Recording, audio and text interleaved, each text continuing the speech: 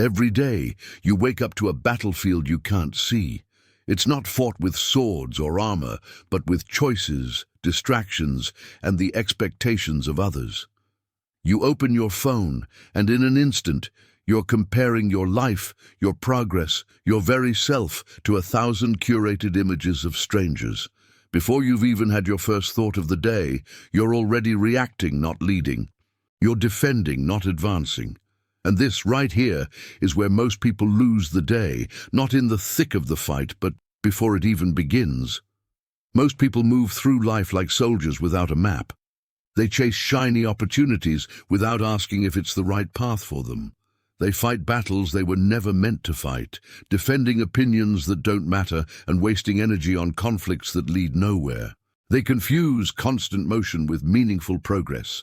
Sun Tzu, the ancient strategist, called this the greatest mistake of all, acting before you plan. He said, "The general who wins a battle makes many calculations in his temple ere the battle is fought." The truth is, most of us don't lose because we're weak or untalented. We lose because we never sat down and planned how to win. So, how do we start planning? Sun Tzu gives us a timeless framework. And it's not just for generals on a battlefield, it's for you, in your life, right now. He laid out 5 constant factors that shape every single conflict, ancient or modern. Master these, and you master your life. The first factor is the way, or what we would call your moral law, your purpose, your mission. This is your why. It's the invisible force that gets you out of bed on a Monday morning with energy. It's the reason you keep going when everyone else tells you to quit. Think about it. Have you ever felt completely drained, working hard but feeling empty? That's what happens when you lack the way. You end up chasing what's popular instead of what's purposeful. You say yes to things that drain you because you don't have a strong enough no rooted in your own mission. Purpose gives direction to your power. If you know your purpose, comment "My way" below, and let's own our missions together. The second factor is heaven.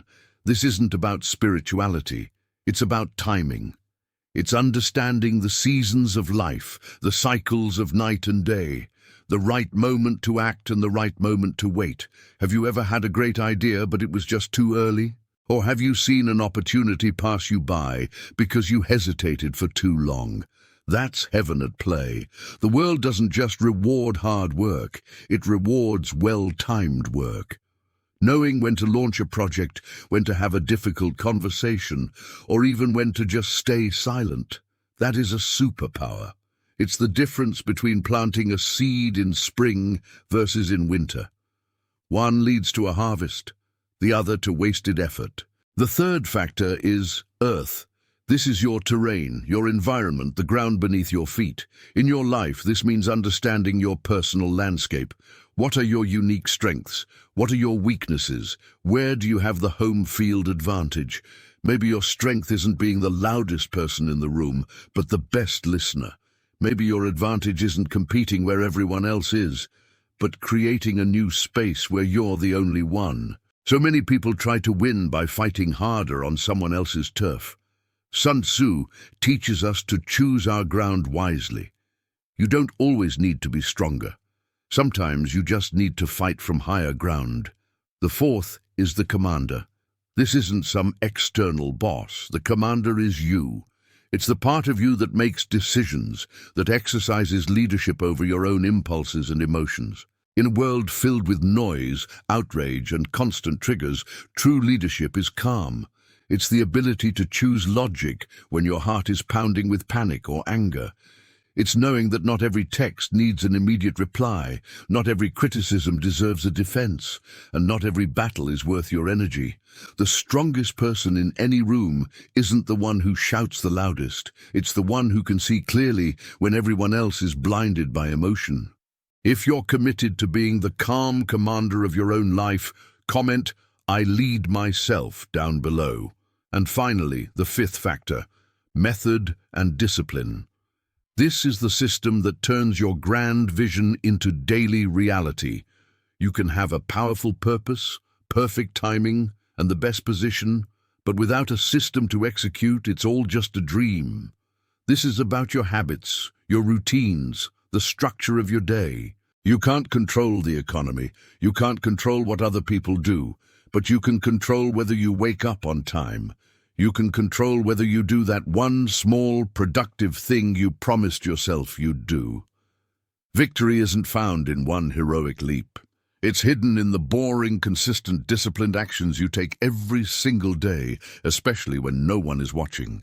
These five forces, the way, heaven, earth, the commander, and discipline, they decide more than just wars. They decide who wins in the game of life. The content creator who seems to blow up overnight. They didn't just get lucky.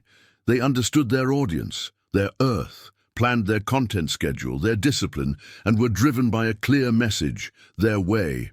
The entrepreneur who built a successful business didn't just hustle harder. She studied the market, the terrain, waited for the right moment to launch heaven, and led her team with a clear head, the commander. The person who stays calm and focused under immense pressure. They didn't just stumble into it. They trained their mind to lead when their emotions were screaming for them to quit. Every single day you are at war. Not with other people, but with your own unpreparedness, your own distractions, your own fears, your own lack of direction. The battle begins the moment you open your eyes. Will you react to your phone, or will you command your morning? Will you get pulled into pointless arguments, or will you stick to your mission? The choice is yours, and it's made before you even leave your home. So take a lesson from one of the greatest strategists in history. Plan, not for a perfect, rigid future, but for a purposeful one. Know your why. Understand the timing. Choose your ground. Lead yourself with calm authority. And build the discipline to execute, day in and day out. Because in the timeless words of Sun Tzu, victorious warriors win first and then go to war, while defeated warriors go to war first and then seek to win. Don't fight blind. Don't move without a map. Don't let life push you into a battle you never planned to fight. Win first, in your mind, in your planning. And then, go live your day. This is the art of war applied to the art of living. Thanks for watching. If this resonated with you, hit that subscribe button and join our community of modern-day strategists. Every person is at war, whether they admit it or not. Sometimes it's a quiet war, fought behind smiles and schedules. Sometimes it's loud, with words sharper than blades. But the truth never changes. Every single battle costs something. War isn't just fought on battlefields, it's fought on calendars, in bank accounts, and at the edges of your attention. The moment you decide to launch something, an idea, a business, even a relationship, you've just declared war on entropy. Sun Tzu's warning on this is simple and brutal. Long wars drain everything. He wrote, "A long war exhausts both the people and the nation." In today's world, that war is no longer just about armies or land. It's about our time, our energy, our money, our emotions, the invisible resources that slowly bleed us dry while we call it normal life. The longer you drag a fight out, the more you pay in time, money, and willpower. What starts as momentum quickly turns into friction. Friction becomes attrition, and before you know it, the battle you planned to win is now a battle just to survive. Think of a startup burning cash month after month because it can't find product-market fit. Think of a person caught in a toxic relationship, pouring more and more energy into trying to fix what will never change. Think of your own attention scattered across 10 half-finished projects while none of them actually grows. These are all the same mistake, mistaking persistence for strategy. Sun Tzu told his commanders to favor swift, decisive action. Use what you have to force an outcome, then consolidate your gains. In modern terms, that means prioritizing leverage. Focus your best people, your cash runway, and your creative energy on the one move that actually shifts the balance. Test fast, fail small, and exit early if the cost outweighs any likely gain. Logistics are invisible until they break. A plan that ignores its supply, whether that supply is cash, bandwidth, or morale, is a plan that is inviting its own collapse. Winning isn't always glamorous. It's efficient. It's choosing the right fight, arming the right people, and removing anything that prolongs the struggle without meaningfully increasing your chance of victory.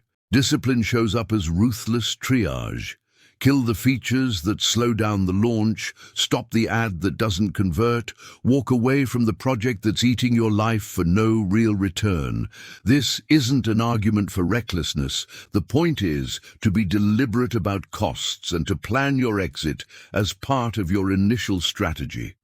Know what you're willing to accept and what will end the campaign. Know your runway and your thresholds. Victory isn't measured by how long you lasted in the battle.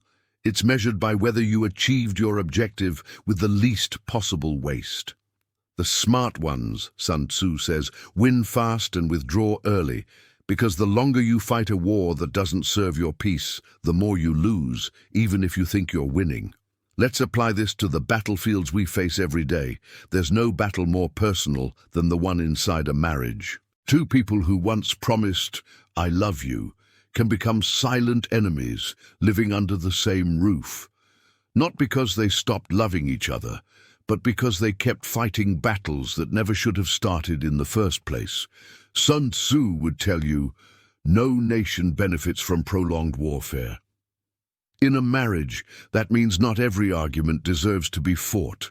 The goal isn't to win the fight, it's to preserve the kingdom. Every harsh word you throw, every grudge you hold, is like burning your own supplies.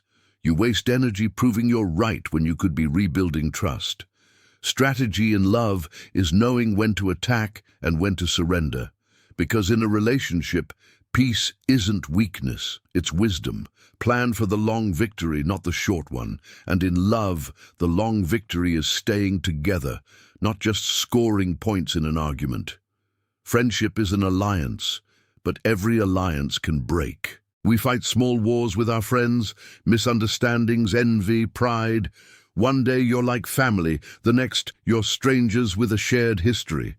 Sun Tzu taught, if the campaign is prolonged, the resources of the state will not be equal to the strain. In a friendship, that resource is emotional energy. If you keep fighting over the same issue again and again, the bond eventually dies. A wise friend doesn't try to win against his ally. He tries to restore balance. Sometimes a strategic retreat is not weakness, it's preservation. You pull back not to give up, but to give the relationship space to heal. That's how alliances survive wars, by remembering what they're fighting for. Then there's the modern workplace. Every office is a battlefield dressed in polite smiles. People compete for promotions, for approval, for recognition. Some play it clean, others are quiet assassins in meetings. Sun Tzu would look at this and say, the skillful fighter puts himself in a position which makes defeat impossible and does not miss the moment for defeating the enemy. The translation for us: don't waste your energy fighting for credit. Fight for competence. You don't survive corporate battles by attacking people. You survive by mastering the system. Be so prepared, so capable, that no rumor or office politics can destroy you. In a company full of noise, the one who controls their energy wins. Efficiency is your sword. Energy is your shield. Competition in business is just war in modern clothing. But Sun Tzu reminds us, he will win who knows when to fight and when not to fight. Your greatest enemy isn't always your rival, it's wasted focus. Companies collapse not because they were beaten, but because they fought too many battles at once, on too many fronts. Instead of just copying your competitor, study the terrain, the market, the customers, the timing. Find the empty space that no one is guarding. While everyone else is wasting resources fighting over the same audience, you can win by creating a new battlefield entirely. Sun Tzu called this attacking where the enemy is unprepared. In today's world, we call that innovation. But there is one more war, the quietest and often the most dangerous one, the war inside yourself. Every time you overthink, hesitate, or waste your energy fighting what's already gone, you are in a prolonged war with your own mind. Sun Tzu said, "If the campaign is prolonged, the soldiers' hearts will be taken away." In modern life, that means burnout. It's losing your will because you fought too long, too hard, for all the wrong things. The greatest strategist knows when to stop, knows when to rest, knows when peace is more strategic than pride. You don't always need to destroy your inner enemy. Sometimes you just need to outlast your own anger. So whether it's between a husband and wife, friend and friend, colleague and rival, the lesson remains the same. Don't waste your life in long wars. Win fast, move wisely, and above all, guard your energy. Speed and clarity protect everyone involved. A prolonged struggle corrodes trust and courage. Teams burn out, communities fade, and leaders become reactive instead of decisive. But when you move with intelligence and speed, you capture momentum, the most fragile and valuable resource of all. Victory isn't about destroying others, it's about preserving yourself. Because no matter who you fight or why you fight, the one thing you can never afford to lose is your own peace. What's the longest war you've ever fought in your own life? Let me know in the comments below. Thanks for watching, and don't forget to subscribe for more modern reflections on timeless wisdom.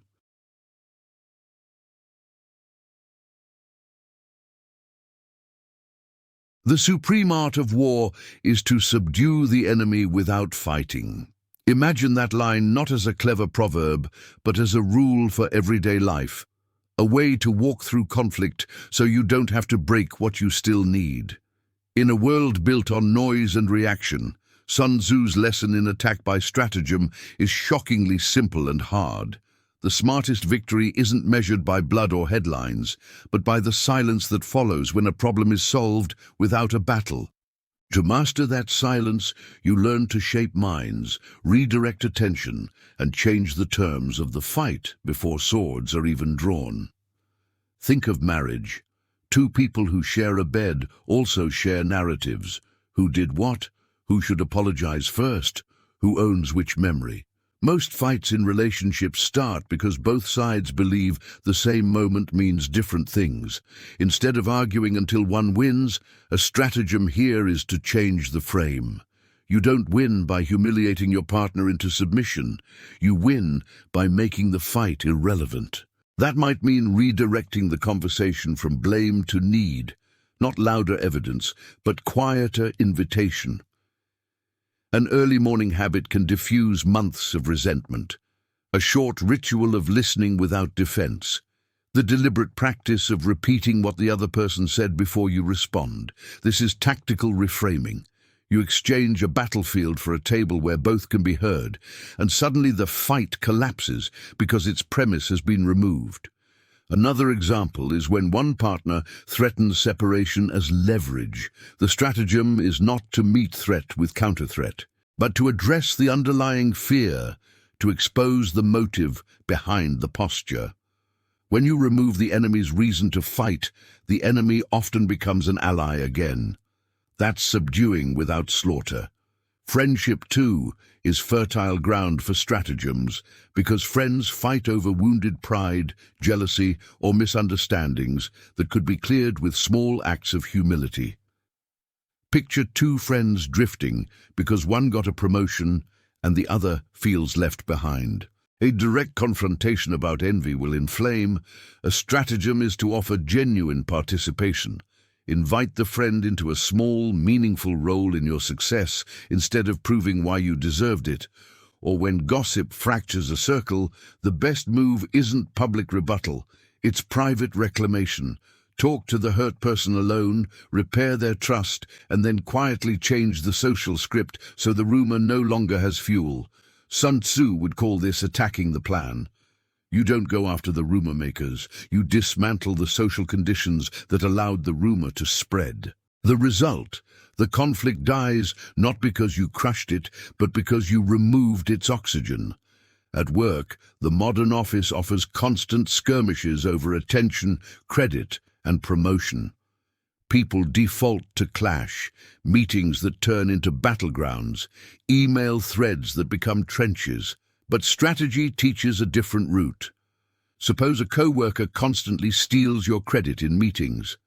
The frontal response, calling them out, risks escalation and looks petty. Instead, plant a stratagem, shape the narrative before the meeting. Or send the brief, the screenshot, the contribution to your manager beforehand. Set the terms so that when the meeting happens, the facts are already aligned with reality. Better yet, invite that co-worker into a shared responsibility that makes them codependent on the outcome. When their success depends on your contribution, they stop stealing and start collaborating. This is the essence of subduing without fighting.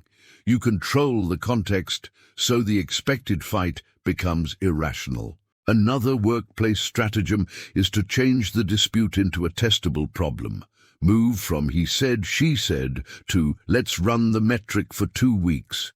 Asking for measurable outcomes invites objectivity. Subjectivity is the oxygen of conflicts. Cut it off, and you defang the fight.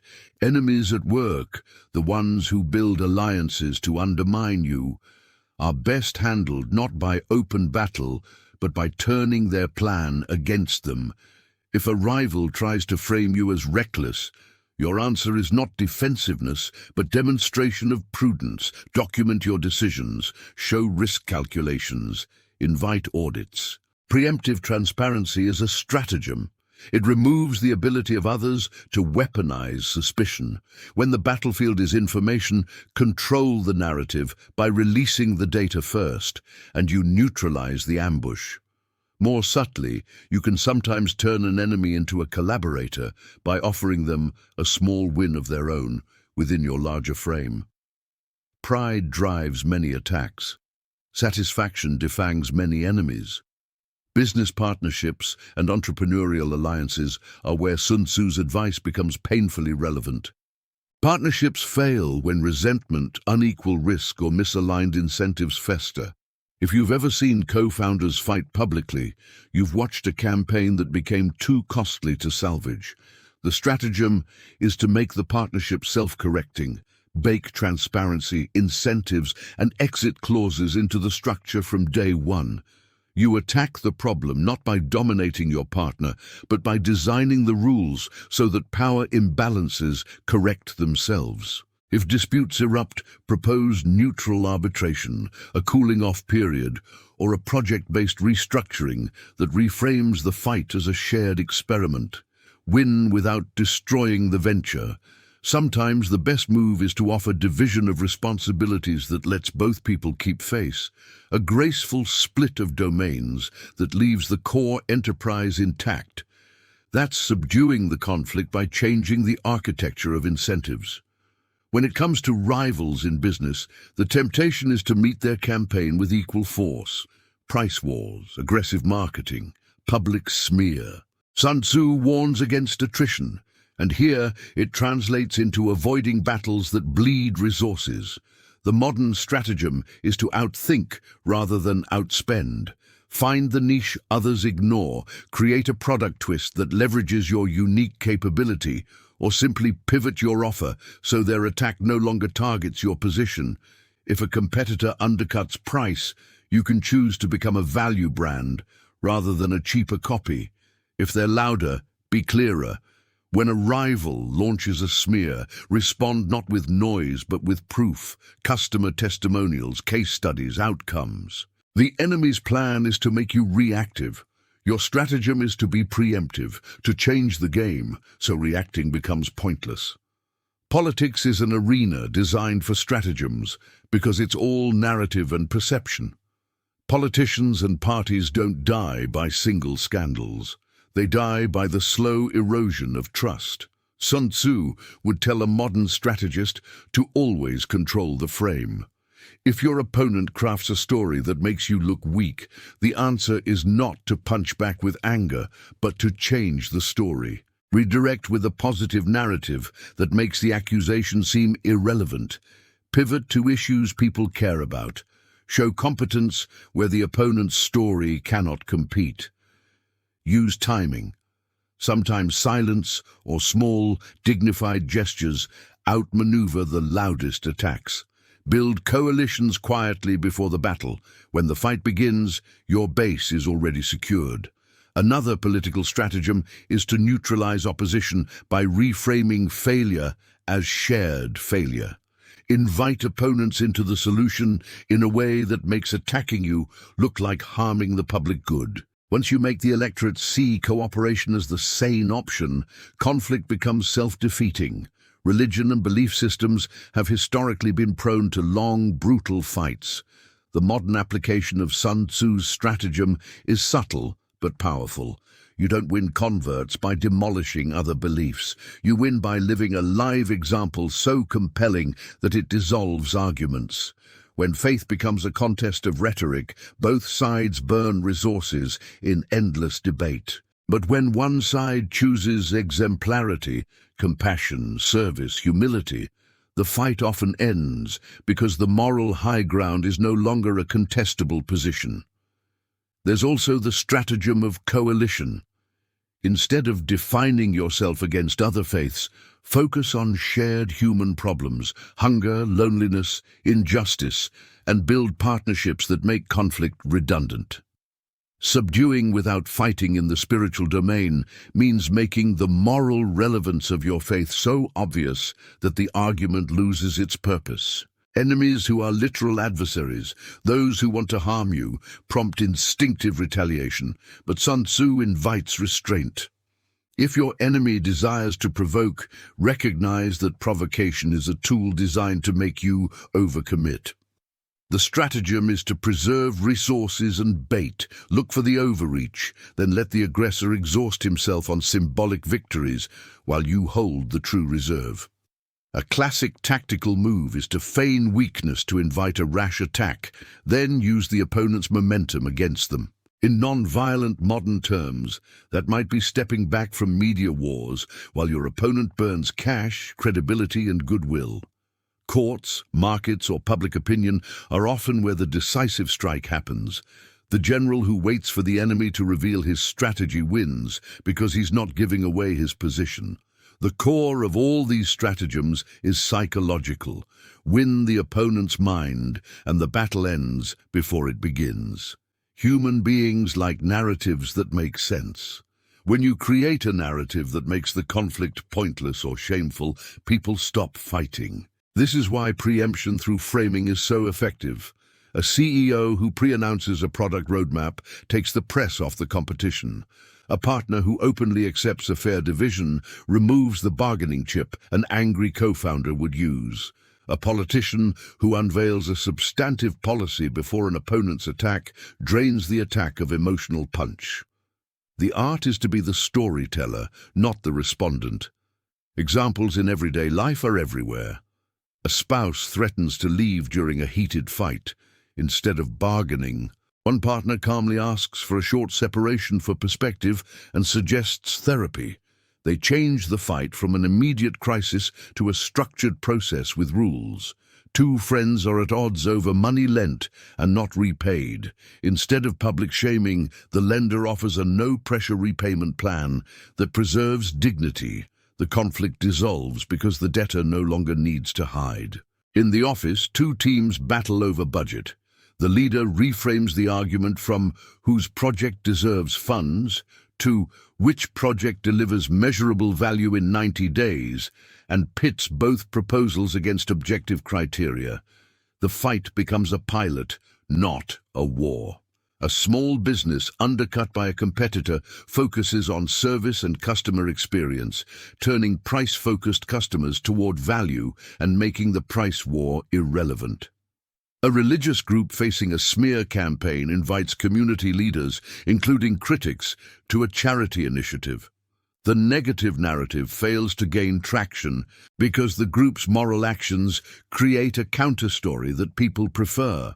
Importantly, Sun Tzu's stratagem is not manipulation for its own sake. The aim is efficiency and preservation. Ethical stratagems make the conflict unnecessary by addressing the root motives: fear, pride, insecurity. If your partner seeks validation through argument, you can give validation in quiet ways.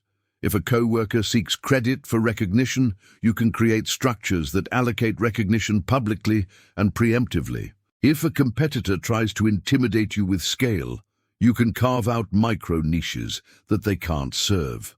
The moral boundary here matters. Subduing without fighting is not deception to harm others. It's clarity to avoid harm. There are times when stratagems fail and force is unavoidable, but even then the strategy matters. If a fight is necessary, make sure it's decisive and short. Attrition is where Sun Tzu's anger is sharpest. Don't let conflicts calcify into lifestyles. Relationships where resentment becomes the daily routine, workplaces where politics is the job, businesses where firefighting replaces building. Violence of any form, including perpetual friction, consumes creative energy and corrodes the structures you hoped to protect. Finally, the discipline to apply stratagems requires patience and practice. It's easier to yell than to listen, easier to outshout than to outthink. But the rewards are profound. Peace maintained without humiliation, empires kept without razing, friendships preserved without submission. The best generals and the best people have the same habit. Before they act, they imagine the other side's mind. They ask, what does this person need? What story are they trying to tell? How can I make that story harmless or redundant? When you master that inversion, when you learn to attack the plan and not the person, you win the war and keep what matters. This is not a call to be passive. It's a call to be strategic. In marriage, be the partner who diffuses. In friendship, be the ally who neutralizes gossip. At work, be the professional who designs outcomes instead of stirring battle. In business, be the founder who designs incentives that make war irrational. In politics, be the leader who controls narratives with substance. In faith, be the believer whose life dismantles argument. For enemies, be the strategist who conserves strength until the true advantage is visible. Subdue the plan, and you save the people, and often yourself. That is the dangerous kindness of attack by stratagem. To win with the least possible harm, to make victory look like peace, and to measure success not by the bodies left behind, but by the lives still standing and whole.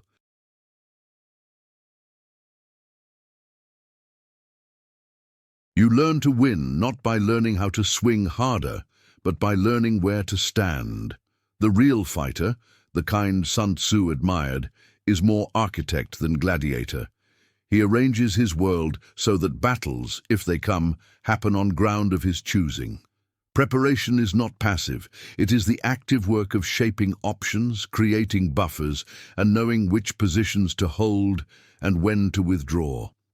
In modern life, that looks less like trenches and more like routines, safeguards, knowledge, and relationship architecture that make chaos less likely and recovery faster when things break. Imagine every argument, every promotion, every deal as a skirmish whose outcome is decided long before anyone raises a voice. That is tactical disposition, the quiet craft of placement and timing that turns volatility into advantage. In marriage, tactical disposition means arranging your shared life so that quarrels are small and recoverable. It is the calendar of dinners, the way responsibilities are distributed, the explicit agreements about money and childcare that prevent endless fights over who does more. It's not glamorous, but it's decisive. Picture two partners who always argue about money, one impulsive, one cautious. The impulsive partner keeps surprising the other with purchases, and each surprise becomes a battle. A tactic of disposition is to remove surprise. Set a joint rule for purchases above a certain amount. Create an emergency fund that both can spend without consulting, and schedule monthly money meetings with an agenda. This is defensive groundwork. No dramatic speeches, no ultimatums, just structures that make the same argument unlikely. When conflict does appear, it is smaller and contained. The fight no longer threatens the whole household. Retreat is practiced in advance. A pre-agreed timeout rule prevents a late-night escalation from becoming a permanent rupture. Attack, bringing up a serious problem, is done from a fortified position. You've documented the issue, you've chosen moment and tone, and you've given the other person space to respond, reducing the chance that the conversation will collapse into blame. Preparation here is love's version of logistics. Among friends, tactical disposition is about boundaries and expectations. Friendships fray when assumptions go unspoken. You expect loyalty, they expect openness, and both of you silently register slights. The strategist avoids this by positioning the friendship so that values are explicit and reciprocity is easy. If a friend tends to borrow money and fail to repay, the tactic is not public shaming, but altering the terms. Offer help that isn't a loan. Buy the ticket, front the bill. Or if you must lend, formalize the terms in a gentle, private message. This reduces ambiguity and prevents resentment from accumulating into an immovable grievance.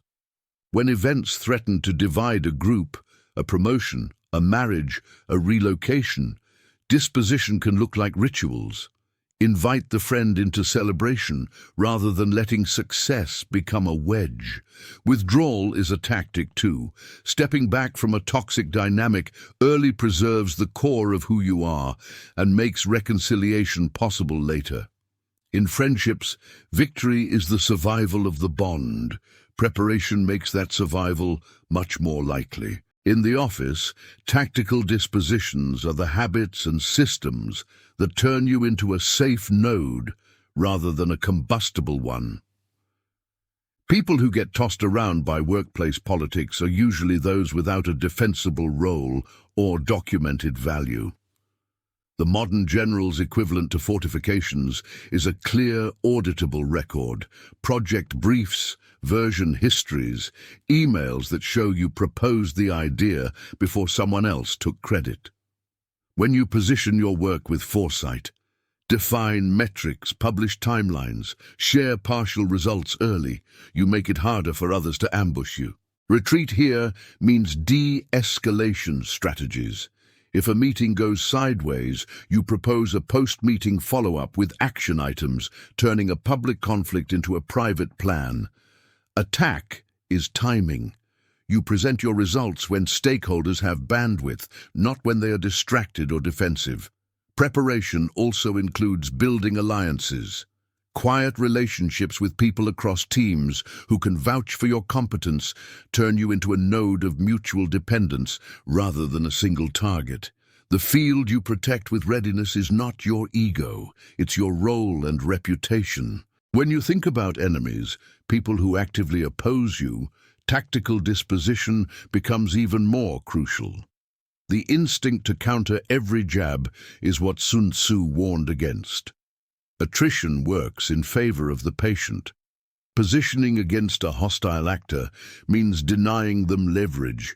If someone in your network tries to damage your reputation, your preemptive tactic is to have established reputational ballast. Testimonials, a clear body of work, and a pattern of behavior that contradicts the smear. If that fails and the opponent escalates, tactical retreat can be a strategy of conservation. Prioritize what matters and let smaller battles go. Reserve your best resources, time, legal counsel, social capital, for the fight that will decide the long game. Feints and misdirection still work in modern life. Sometimes a strategic silence or an unexpected pivot reveals your opponent's priorities and leaves them exposed. Win by preserving your capacity to keep going. Business partnerships demand a particular kind of disposition because the stakes are shared and the costs multiply. Partners who fail to prepare for conflict find themselves in wars of ego and ownership. Tactical disposition here is institutional. Formal agreements, clear vesting schedules, defined roles, and agreed processes for decision-making and dissolution. Too many partnerships collapse because they trusted goodwill over rules. The modern general drafts the blueprint of separation before the venture succeeds. exit strategies written with care and neutrality. During friction, positioning can include temporary restructuring of responsibilities, external mediation, or project segmentation so that the business continues to operate while human issues are resolved. Retreat is not betrayal. It is sometimes the only way to keep the venture alive. Attack, if necessary, is surgical. Enforce clauses, call audits, and protect customers and employees first. Preparation is the difference between a partnership that breaks the company and one that survives human failure. Facing rivals in business is a study in terrain and tempo. If your competitor lowers price and you match them, you enter a war of attrition.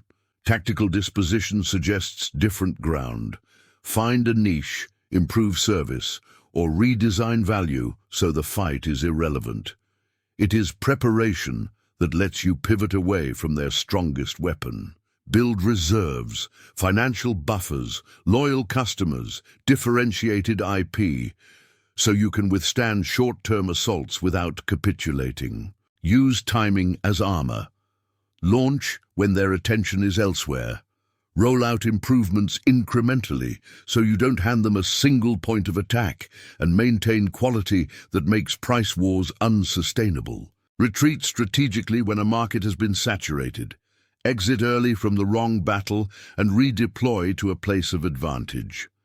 The best entrepreneurs treat competition like weather, forecastable, manageable, and rarely worth dying for. In politics, tactical disposition is almost a professional art.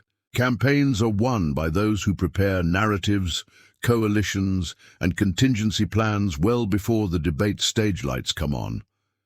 Positioning means building a base of trust through early wins and reliable delivery. Infrastructure projects, local endorsements, demonstrable competence in a domain, so that when an opponent attacks, the electorate has a reason to doubt the attack. Preparation also includes mapping the field, knowing which constituencies can be engaged, which narratives resonate, and where silence will be stronger than reaction. Retreat in politics is strategic humility. Stepping back from a losing fight to preserve credibility is often smarter than doubling down on a bad line. Attack is timing loaded with legitimacy. Reveal plans and policy on your terms when the framing is yours to own. The political general who neglects preparation finds himself responding to events, and when you are always reacting, you are never leading. Religion and communities of belief require a different kind of disposition because they are built on trust and meaning. The tactical task is not to win arguments, but to sustain a moral center that people can depend on. Preparation here involves consistent practice, acts of service, predictable rituals, and transparent governance, so that when controversies arise, the community has a clear identity that isn't easily distorted. Retreat can be collective, temporary pauses in public statements, internal review processes, and sincere outreach to critics de-escalate conflict. Attack, if it must come, should be in service of truth and care, not conquest. Design your community so that it is resilient. Create channels for dissent, accountability structures, and partnerships across belief boundaries that make aggressive tribalism less likely. The terrain of faith is people's hearts. Strategic disposition focuses on trust, not triumph. Across all these domains, the same principles repeat. Position yourself where you have advantage. Create reserves and redundancies, and make withdrawal a respectable and planned option so it can be used without shame. Practically, that looks like saving money before risk, building a circle of honest critics, keeping your calendar free enough that you can respond rather than panic, and having fallback plans. It looks like saying "not now" with grace, preparing your responses in advance of predictable provocations, and training your team or family to operate under simple shared procedures when crises come. There are tactical techniques you can practice now. Reconnaissance is critical. Gather the facts before you act. In relationships, that means knowing what the other person values. In business, it means market research. In politics, it means polling and listening. Lines of supply matter. Money, attention, reputation, and rest are all logistical details that must be tended. Fortify by diversifying your supports. Have more than one client, more than one confidant, more than one source of meaning. Keep reserves. Small amounts of cash, a list of mentors, a weekly check-in that keeps small issues from becoming catastrophes. Build redundancies in responsibilities so when one person fails, the system continues. Learn the art of the feint. Sometimes signaling a move causes your opponent to reveal their hand. In negotiation, leaving an option on the table can make the other side overreach for it. Practice tactical retreat as a habit. When an argument is turning personal, call a time-out. When a deal looks certain to bleed you, walk away on principle. Celebrate small victories and consolidate them. Do not chase glory in a way that leaves you exhausted and exposed. Most importantly, treat preparation as ethical self-care. A prepared person is not manipulative. He is responsible. He spares others the damage that comes from avoidable escalation. He protects his family, his colleagues, and his community by refusing to make every slight a crusade. He builds frameworks that allow people to be imperfect without destroying the whole. That is not cowardice. It is stewardship. Sun Tzu reminded generals to place troops in positions from which they cannot be easily dislodged. In life, that means building practices and relationships that are robust to stress. It means being honest about where you are weak and shoring those places up. It means choosing your fights and choosing your allies. The warrior who has thought through supply lines, morale, exit routes, and reserves is never as surprised as someone who treats courage as improvisation. Victory in the daily wars is thus less about dazzling courage and more about faithful preparation. The person who prepares wins more often because he has turned chaos into routine and surprise into predictable variables. When trouble comes, he does not scramble. He consults the plan and executes. He knows when to hold the line and when to fall back, because all those options were arranged before the storm. That is the quiet glory of tactical disposition, a life arranged so that you can act with purpose, preserve what matters, and when necessary, step away with dignity and the capacity to return wiser.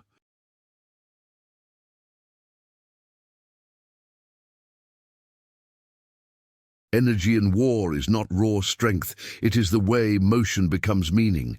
Sun Tzu watched armies move like a single organism, when units timed their steps, when messengers relayed the beat, when reserves pushed at exactly the moment the enemy wavered. Small groups could collapse great forces. Translate that into a life you recognize. Momentum is not luck, and coordination is not coincidence. They are habits you build. A cadence of action, a shared sense of timing, a mechanism that turns isolated effort into unstoppable direction. This is the chapter about using force wisely, about concentrating motion, and about the tiny moments when many small choices line up and everything tilts in your favor. Think of a marriage where both partners want change but keep tripping over each other's attempts. One decides tonight to start a budget, the other plans a surprise spending spree next week. Momentum dies because the pushes are not aligned. The energy that could have lifted both is wasted. The wiser couple learns to synchronize. They set a ritual, a Sunday coffee where plans are shared, a shared calendar for financial moves, a small weekly check-in where one person speaks for 3 minutes and the other listens without interruption. Those rituals are not romantic niceties. They are the drumbeat of coordination. When bills are paid on the same day that savings move automatically and both partners agree on one small shared goal, a weekend away, a sinking fund for a home repair, momentum appears. Suddenly, saving is easier because the actions compound. Automatic transfers mean fewer fights. Visible progress means fewer temptations to derail. Energy in relationships is built by aligning small impulses into a shared flow. Timing matters. Choose the moment for major moves when both are rested and not distracted. Launch a difficult conversation after a calm morning, not after a late-night argument. That is timing, a deliberate selection of when to expend your emotional power so it lands with force rather than fizzles in exhaustion. Friendship is where momentum is social and contagious. Two friends planning a creative project can either stall in talk or explode into creation if they coordinate. Imagine three friends who talk about starting a podcast. For months they text, then life, jobs, kids, anxiety steals attention. The project dies of good intentions. Alternatively, they pick one day, 1 hour, and commit to recording a 20-minute pilot. They prepare bullet points. One person handles equipment, another writes the teaser, another reaches out to a guest. That single act, the first recorded episode, creates energy. Momentum begets momentum. Listeners give feedback, small subscribers arrive, and the group finds rhythm. Coordination is the key. Assign roles, set deadlines, and make small public commitments. Social pressure and shared excitement are tiny engines. A weekly deadline, a shared calendar invite, even a ritual of writing "done" in a group chat. These microstructures generate the synchronized motion Sun Tzu admired. When everyone moves at the same time, the collective force is far greater than the sum of isolated efforts. Workplace energy is the place most people miss. Offices are full of talented individuals who never find shared tempo. A team can be full of brilliant people but still deliver mediocrity because everyone misreads priorities and acts on different beats. The modern general rebuilds this by setting a cadence, the daily stand-up, the weekly demo, the quarterly roadmap. These are not managerial fads, but methods of concentrating action. Consider a product team launching a feature. If developers go deep while marketing waits until launch week, the external push is weak. If marketing teases too early, interest cools before release. But if engineering, design, marketing, and sales agree on a countdown, synchronize milestones, and rehearse the launch like soldiers practicing a maneuver, the effect is exponential. The launch day becomes a wave. Blog posts add to ads, add to influencer posts, add to customer testimonials, and the store algorithms detect sudden activity and boost visibility. Momentum compounds when every function times its effort to the same pulse. Also important is reserve energy. You keep a small team ready to manage crises, a buffer in budget to amplify a breakout moment, because momentum can be fragile, but it is survivable if you plan for amplification and recovery. Enemies and rivals exploit disorganization. If you stagger your responses, they will strike when you are weakest. But if you coordinate, you can turn a weak force into an effective one. A small non-profit facing a smear campaign can either respond chaotically, each leader posting their own defensiveness, or they can centralize. A single spokesperson, a pre-crafted statement, rapid outreach to partners, and a schedule of transparent updates. That coordinated rhythm denies the attacker the chaos they crave. In personal conflicts, the same applies. A family dealing with a scandal that invites gossip needs agreed messaging. Coordinate who talks to whom, when, and what the consistent lines are. The momentum in your truth can drown the momentum of rumor, but only if your energy is aligned, your signals clear, and your response is fast. Timing is the weapon. A single calm press release or message outpaced 10 reactive outbursts. Sun Tzu's generals never let every soldier shout their answer. They had drumbeats and couriers. Today, your drumbeat is coordinated communication. In business partnerships, energy becomes a matter of harnessed competence. Two co-founders who both try to do everything create friction and waste energy. The effective founders coordinate roles. One handles product vision, the other handles operations. One focuses on external partnerships while the other tightens internal processes. When each leader moves at their lane with shared timing, product milestones synced to fundraising milestones, the company's momentum becomes visible to investors and customers. Coordination also means seasonality. Launch when the market is ready, not because your ego demands it. Smart partners create a rhythm of sprints and rests, concentrated effort to push a version out, then a pause to consolidate and gather feedback. This is how small teams turn into scale. You don't multiply headcount, you multiply synchronized action. The key tactical move is to script the handoffs, define exactly when a piece is done and who takes responsibility next. Nothing kills momentum faster than unclear checkpoints and shifting expectations. Rival companies force entrepreneurs to think in terms of tempo and focus. A startup facing a giant competitor cannot beat them on scale, but they can beat them on timing and coordination.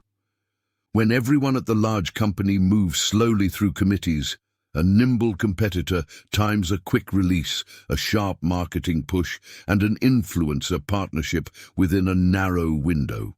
This concentrated strike captures attention while the giant recalibrates. Momentum in market battles is often pop-up and vanish, short, sharp, and coordinated. It's the headline, the product demo, the testimonial, the discount code released in a single breath. The disciplined entrepreneur prepares the team for these strikes, rehearses the launch, sets up monitoring to amplify success in real time, and keeps a ready budget to double down when numbers spike. Timing again is crucial. Launching a consumer product during a buying season or right before a competitor's distracted moment is not luck. It's applied energy. Politics is theater and timing, more than the arguments. Campaigns win by concentrating energy at decisive moments. Debate night, the closing week, the announcement of a major endorsement. Movements sustain themselves through rituals and coordinated actions.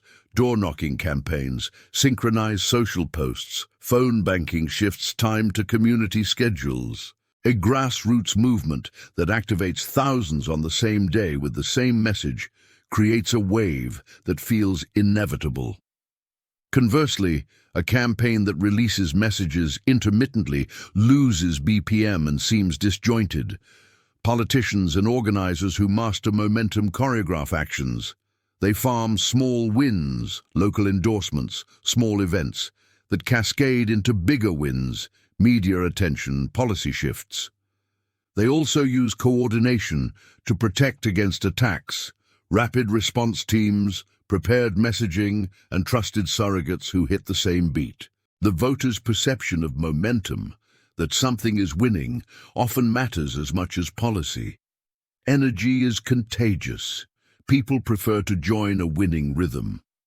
Religion and spiritual movements convert energy into rituals that synchronize millions. Masses that sing the same hymn at the same time, congregations that do acts of service in a coordinated week, faith organizations that mobilize volunteers during crises. These are all the practical mechanics of momentum. The moral authority of a faith community is multiplied when everyone acts in concert. Food drives, charity events, coordinated prayers during disaster. Conversely, if a religious group's leaders act in isolation or inconsistently, the sense of shared mission atrophies and people drift away. The spiritual general uses timing for moral capital, public acts of service aligned with communication that frames those acts as expressions of belief, create a feedback loop of goodwill and trust. Momentum here is not manipulative when rooted in genuine service. It is simply the organic result of many hearts moving together toward a single, visible act. Across each of these domains, there are practical techniques to manufacture energy and coordination. First, create a shared calendar, not metaphorically but literally. When people see the same dates, deadlines, and events, their individual efforts are more likely to align. Second, Assign roles and responsibilities with clarity. Who does what when, and with what threshold of quality. Third, rehearse the big moves. Rehearsals are not theatre, they are risk management, whether it's a product launch, a difficult conversation with a partner, a community response to crisis, or a political speech. Practicing the timing, the words, and the handoff saves energy and prevents improvisation from turning into disaster. Fourth, build small, early wins that boost confidence and create psychological momentum. Publish one article, ship one small feature, host one successful gathering. Small wins compound into belief. Fifth, maintain reserves. Whether money, time, or emotional energy, keep something back to amplify when momentum arrives or to protect you when it falters. Timing and rhythm are often underestimated. There is power in choosing when to speak and when to be silent. In negotiations, opening too soon dissipates leverage. In relationships, confessing everything at midnight when you're exhausted often creates cascade fights. In politics, rushing a policy before consultation creates backlash. Energy is spent whether wisely or not. Learn to be parsimonious with your emotional currency. Use your most charged interventions when the conditions, attention, readiness, fatigue, and alignment are in your favor. Create signals that coordinate others. A well-timed email, a public post, a shared ritual. These signals reduce friction because they give people permission to act at the same time. Coordination requires leadership that is both decisive and humble. A commander who dictates tempo without listening creates brittle synchronization. People follow but resent. A leader who listens but never chooses creates chaos. The balance is to set the cadence, explain the why, and give people autonomy within defined roles. People feel ownership when they can shape how they execute within the shared timing. This is why momentum feels different when people are included in its creation. It's not imposed motion, but emergent motion guided by a shared metronome.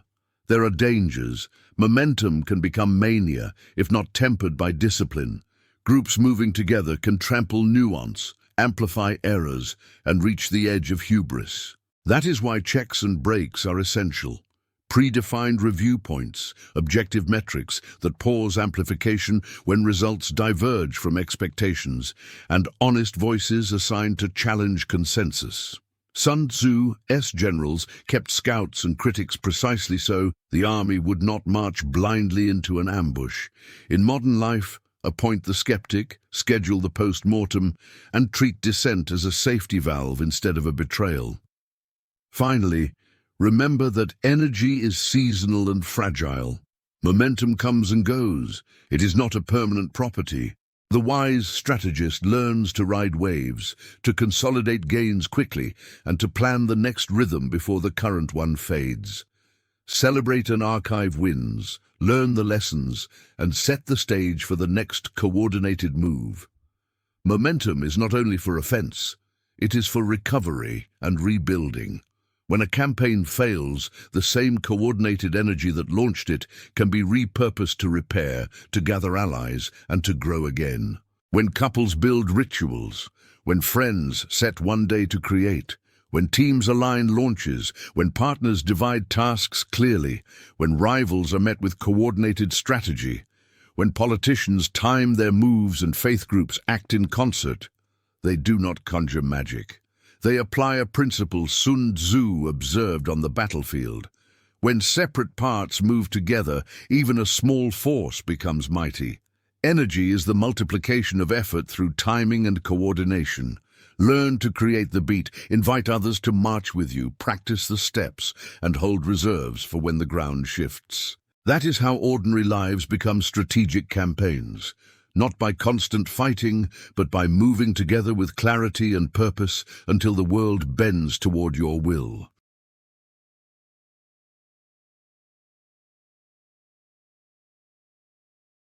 Knowing your strengths and your weaknesses is the oldest trick in any war, and the simplest. Sun Tzu's advice to know yourself and know your enemy isn't a slogan. It's a practice you can turn into habits. In life, That practice looks like inventory, testing, honesty, and sometimes blunt paperwork. If you want to protect what matters and exploit opportunities, the first thing to do is list everything you rely on: money, time, reputation, health, trust. Then list the things that would break you if they failed: a single paycheck, a secret, a trusted partner who is unreliable. Once you have both lists, the work begins. Shore up the fragile points and keep your strengths ready to be used where they will matter most. In marriage, this is brittle and beautiful at the same time. Couples who last don't pretend they are invulnerable. They map their weak points together. One partner may have a temper, the other may avoid confrontation. One may be impulsive with money while the other hoards it. The tactical work is practical. Create buffers so a single flaw can't take everything down. If one spouse is impulsive with purchases, set joint limits on transactions above a certain amount, or build an emergency fund that both can dip into without drama. If one is emotionally distant under stress, agree on a rule: time out first, talk later, so arguments don't become burns. Knowing the other's pressure points also means not weaponizing them. When you know your partner is exhausted after work, you don't choose that moment to bring up divorce papers. You choose a moment when defenses are low and capacity to listen is high. There is also the skill of deliberate exposure, exposing small weaknesses on purpose to see how your partner reacts. If you reveal a fear and your partner responds with ridicule, you discover a vulnerability in the relationship itself. If you reveal it and find empathy, you found strength. Planning for contingencies, wills, power of attorney, savings, agreed financial boundaries, and shared calendars for childcare is not romantic but tactical. It makes the marriage resilient when the inevitable shocks come. Among friends, the weakest point is almost always ambiguity. People assume things about loyalty, favors, and availability until resentment hardens. The way to apply Sun Tzu is simple reconnaissance. Ask questions early and make expectations explicit. If a friend habitually borrows money and forgets to pay back, you test small. Lend a trivial amount with clear repayment terms and observe. If they fail, the pattern is confirmed. If they repay, trust grows. Protect yourself by converting vague favors into concrete agreements: a date for repayment, a shared calendar for plans, or a clear no when you cannot help. In social groups, power imbalances show up as invitations, inside jokes, or information asymmetries. If someone always controls the flow of plans, you know where the leverage is. Neutralize it by diversifying your circle. Create parallel friendships that reduce the political value of any single connection. And when rumors or betrayals surface, resist the urge to retaliate publicly. Instead, conduct quiet audits. Talk to people one-on-one, test the story, and correct the social map with careful interventions. Intelligence, not spectacle, will fix most friend wars. In the workplace, your strength is what you produce, and your weakness is how visible and verifiable that production is. The person who gets promoted is rarely the loudest. They are the one whose contributions can be documented and defended. Do the audit. Keep records of your work, file emails that confirm your proposals, use version control for creative output, and maintain a portfolio that proves your claims. If you suspect a colleague may take credit or undermine you, build redundancies. CC your manager on project milestones, set up shared documents with timestamps, and create small public wins that anchor attribution. Recognize the common weak points: dependence on a single manager, lack of backup for key skills, or overexposure in a political faction. Shore up by learning a complementary skill, mentoring someone who can vouch for you, and diversifying your influence. Speak in cross-team meetings. Publish short internal notes that highlight your thinking, and cultivate allies who hold a view of your reliability. If an enemy at work is playing political games, gather evidence quietly and escalate strategically. Document the pattern, ask for objective metrics, and involve HR or mediation only when you have the facts. Sun Tzu would say, avoid attrition. In career terms, never expend all your goodwill in petty fights. When it comes to actual enemies, people who want to hurt you, the basic tactic is to move from reaction to assessment. If someone repeatedly sabotages you, don't meet each blow with equal force. Instead, catalogue the attacks. When, where, and how do they hurt you? Often the pattern exposes a single lever: reputation, cash flow, legal exposure, or social influence. Neutralize the lever. If they smear you online, have a documented record of your behavior, quick response templates, and a few trusted amplifiers, friends or colleagues with reach, who can push back with facts. If they attack financially, secure your assets, separate accounts, legal counsel, and insurance. If they are physical threats, prioritize safety, restraining orders, witnesses, and avoidance. The ancient counsel to attack the plan applies here. Understand why they attack and make that reason disappear. If their motive is to exploit your silence, then make your patterns public. If they seek to provoke you into rage, practice discipline. Respond with calm, small factual corrections rather than broad emotional replies. Weakness lives where you hide your gaps. Strength is public, documented, and redundant. Business partners expose you to leverage you can't control unless you set terms. Too many partners enter deals on trust and exit with fights over money and management. The tactical disposition is to convert trust into enforceable structures before success magnifies the pain. Vesting schedules, clear roles, board approval processes, buy-sell agreements, and dispute resolution clauses are not signs of mistrust. They are insurance. Test potential partners with small projects first. See how they behave when revenue is small and when tensions rise. Watch for personality red flags, narcissism, lack of accountability, or gambling on ideas. Create transparency. Shared financial dashboards, regular board-style updates, and third-party audits. If you find a partner has a critical weakness, addiction, chronic lateness, or secret debts, you either protect your position by isolating their decisions or plan an exit before the failure infects the business. Sun Tzu would urge you to avoid protracted internal warfare. In business, that means acting early to separate what's salvageable from what's doomed. Rivals in business are different from partners because their success comes at your expense. Knowing their strengths and weaknesses is market intelligence. Do the research. Where do they spend their marketing dollars? What customer complaints recur? How fast is their product cadence? Your job is to find the soft underbelly: poor customer service, fragile supply chains, dependency on a single supplier, over-reliance on a volatile distributor, and exploit it with targeted offers. If a competitor's customer support is slow, emphasize service. If their manufacturing is brittle, promise availability. If their PR collapses under controversy, double down on transparency. Importantly, don't assume direct confrontation is the only route. Sometimes you can avoid battle altogether by choosing adjacent markets where their strengths matter less.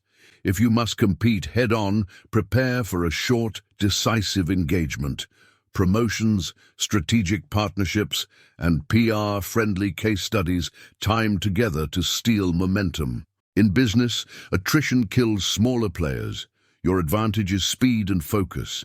Strike where they cannot easily respond. Politics and public life are theater for weak point exploitation.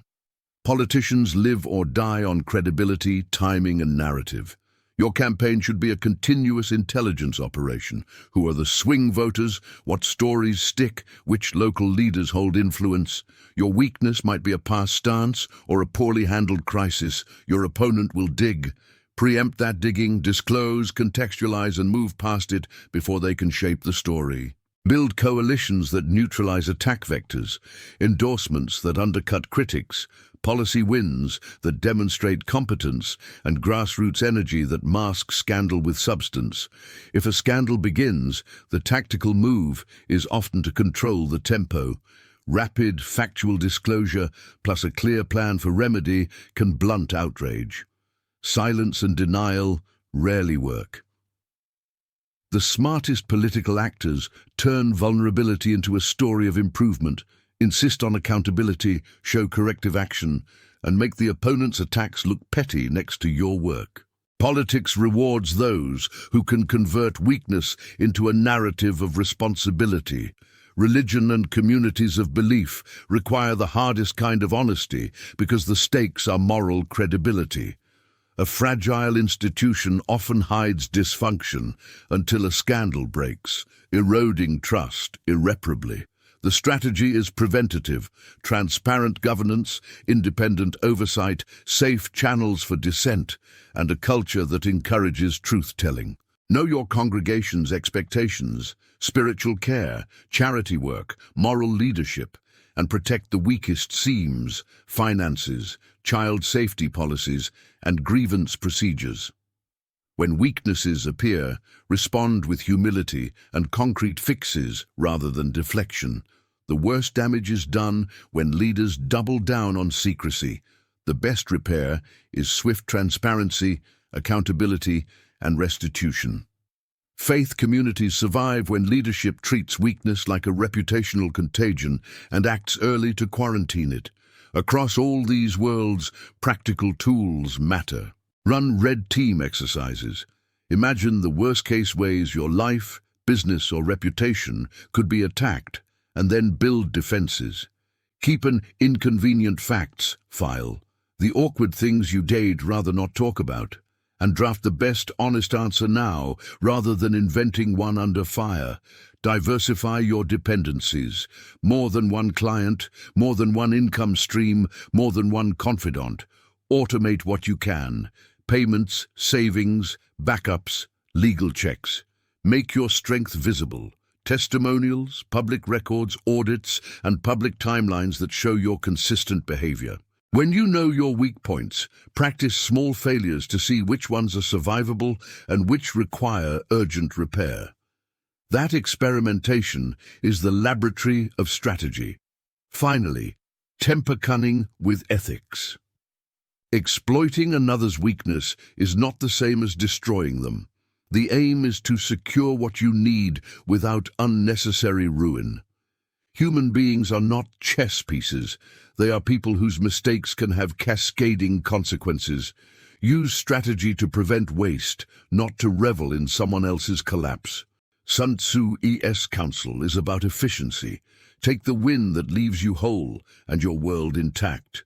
Know your strengths, harden your weaknesses, and act where your advantage is greatest.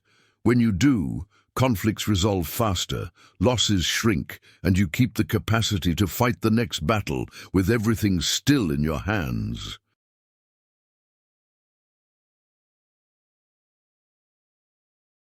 You move through life like an army on the march, and most of the time you never notice the mistakes that will cost you the campaign. Maneuvering is not heroics. It is logistics, quiet communication, predictable discipline. The small decisions that decide whether you arrive intact or get ambushed by your own chaos. Sun Tzu's generals spent as much time on supply lines and couriers as they did on strategy talks. He knew a wrong road, a missed message, or a tired messenger could undo a brilliant plan. The modern translation of that wisdom is simple. In relationships, work, business, politics, or faith, the details of movement, who tells whom what, when, and how, make the difference between winning and being surprised by defeat. Imagine a marriage where both partners want the same life but move on different timetables. One is decisive in the morning, the other foggy until coffee. One saves instinctively, the other spends to feel rewarded. Maneuvering in marriage is choreography, routines that prevent collisions. It's the weekly calendar where appointments are visible, the no phones at dinner rule that preserves presence, the explicit agreement about how to fight, time out at 9 p.m., talk in the morning. Logistics matter: child pickup, bill due dates, doctor visits. These are the supply lines of intimacy. A missed payment can trigger a midnight fight. A forgotten school event can become a festering wound. Discipline is the small loyalty that makes endurance possible. The ritual of apology when you screw up, the habit of asking before you change plans, the agreed signal that means "I need space." Communication is the courier. Short, factual messages that keep both parties informed. When couples fail to build those systems, they end up improvising under stress. And improvisation is where accidents happen. Maneuver well, schedule, inform, simplify, and create small redundancies, so one late night does not become a permanent fracture. Among friends, maneuvering is about timing and transparency. Friendships fail not usually because of a grand betrayal, but because of 1,000 tiny absences. A birthday missed, a promise unkept, a text that never gets answered. Logistics here are social. Who is organizing the trip? Who handles payments? Who brings what? If one friend always assumes someone else will take care of the details, resentment builds. Discipline is honoring the little things you promised. Communication is clear invitations and confirmations. When roles are implicit, chaos takes the field. A real-life example: a group of close friends plans a weekend getaway. Half the group assumes someone else booked the cabins. 2 days before, there is no booking. Panic spreads, plans collapse, and relationships fray. The maneuvering fix is banal but effective. Assign a quartermaster for each event. One person makes reservations, another tracks payments, another creates a shared checklist.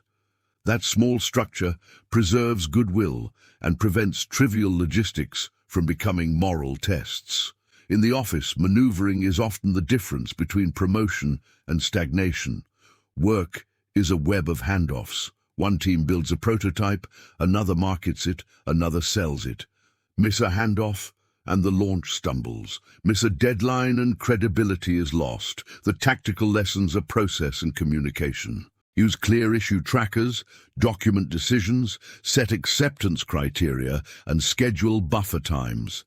A developer releasing code without deployment notes creates an outage. A salesperson promising a feature without clearing engineering creates angry customers. A manager missing a stakeholder update loses allies. Discipline shows as agreed rituals, daily stand-ups, weekly demos, retrospective meetings that keep everyone aligned. Logistics are also resource planning. Who covers the weekend on call? Who has admin privileges? Who holds backups? Small oversights, expired certificates, unbacked databases, or a forgotten approval topple initiatives far more often than strategic missteps. Maneuvering in the workplace also means managing your visibility. Announce milestones early, share drafts, and route key communications through the right people, so surprises are rare and manageable. When you have enemies, people explicitly set against you, maneuvering becomes defensive art. The natural urge is to counterattack immediately, but Sun Tzu teaches patience: conserve resources, control your communications, and move when advantage is clear. Logistics here are safety and reputation. Who speaks for you in public? Who verifies facts? Who secures evidence? Discipline is restraint, resisting the impulse to air every grievance on social media. A misstep many people make is to respond emotionally in public forums, which usually hands the antagonist more oxygen. Instead, create a private playbook, designate a spokesperson, collect documentation, and prepare measured responses that address facts rather than fueling drama. Move off public squares into controlled channels, private messages, mediated meetings, legal counsel, where you can contain the fight. Maneuvering against an enemy also includes anticipating escalation.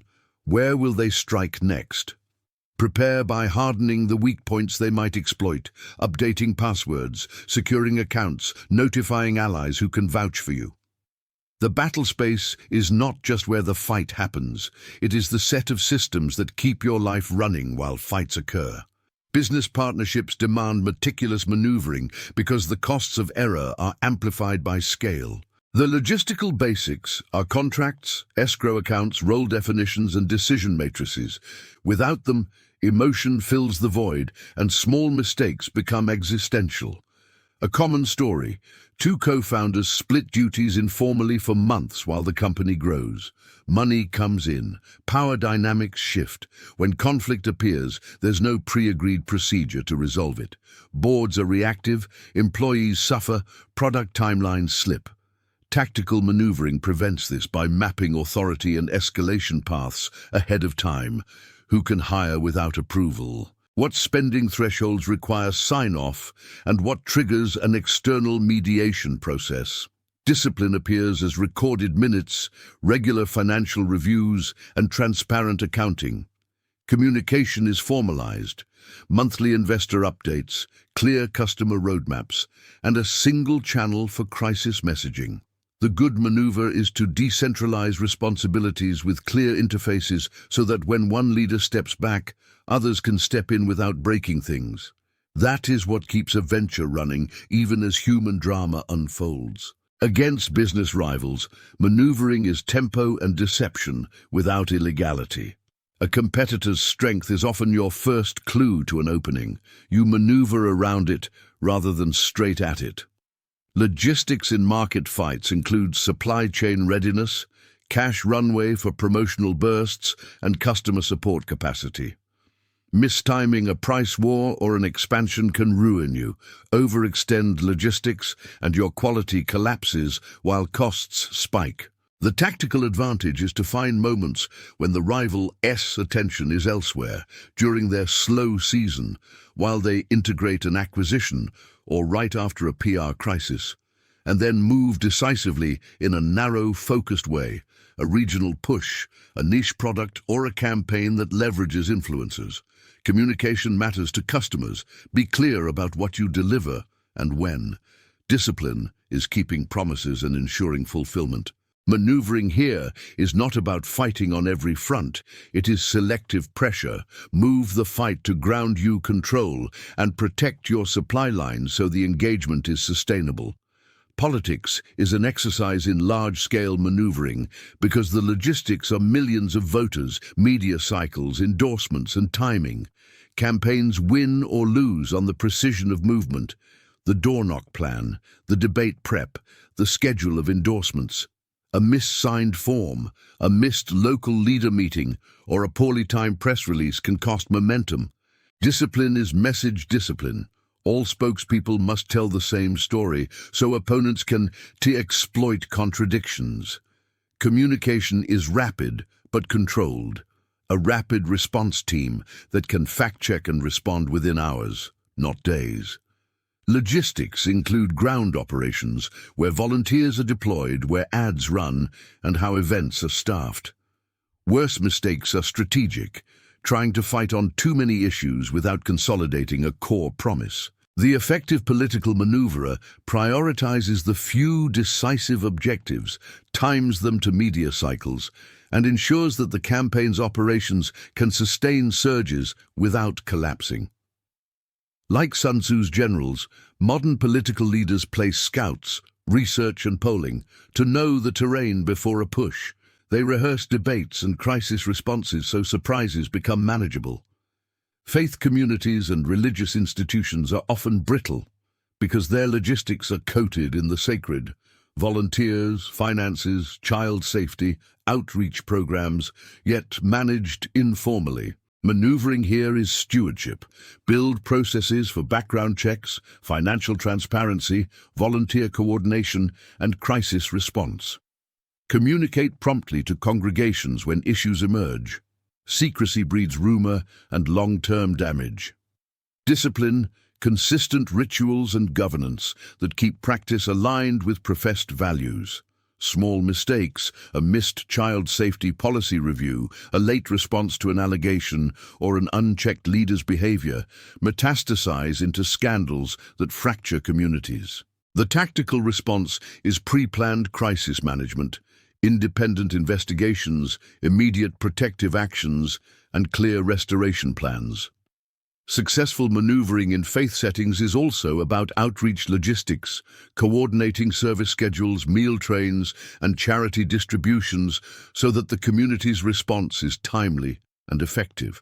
When done well, these movements become a public demonstration of values rather than an embarrassing scramble. Across all these contexts, the same list of maneuvering essentials repeats: reconnaissance, supply, secure lines of communication, rehearsed procedures, and disciplined handoffs. Reconnaissance is the intelligence work, asking questions, listening to what is not said, watching for patterns. In marriage, it's noticing the small changes in tone that precede big fights. In business, it's competitor scans and customer feedback loops. In politics, it's polling and grassroots reports. Supply means resources, cash buffers, backup childcare, alternate vendors, and emergency contacts. A plan that ignores supply lines will fail even with the best strategy. Communications include not just what you say, but how information is routed. Use single sources of truth, shared calendars, project management boards, designated spokespeople, so that information converges instead of fracturing. Procedures are your drills.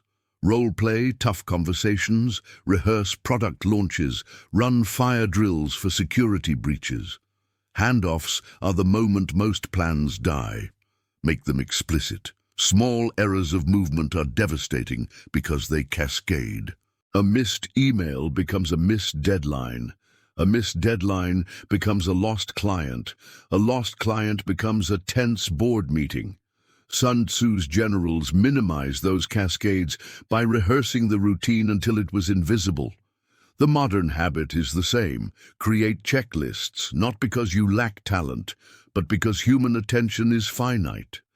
The pilot AS checklist exists because failing to lower the landing gear once ruined careers more than once. Your life needs its own landing gear checks.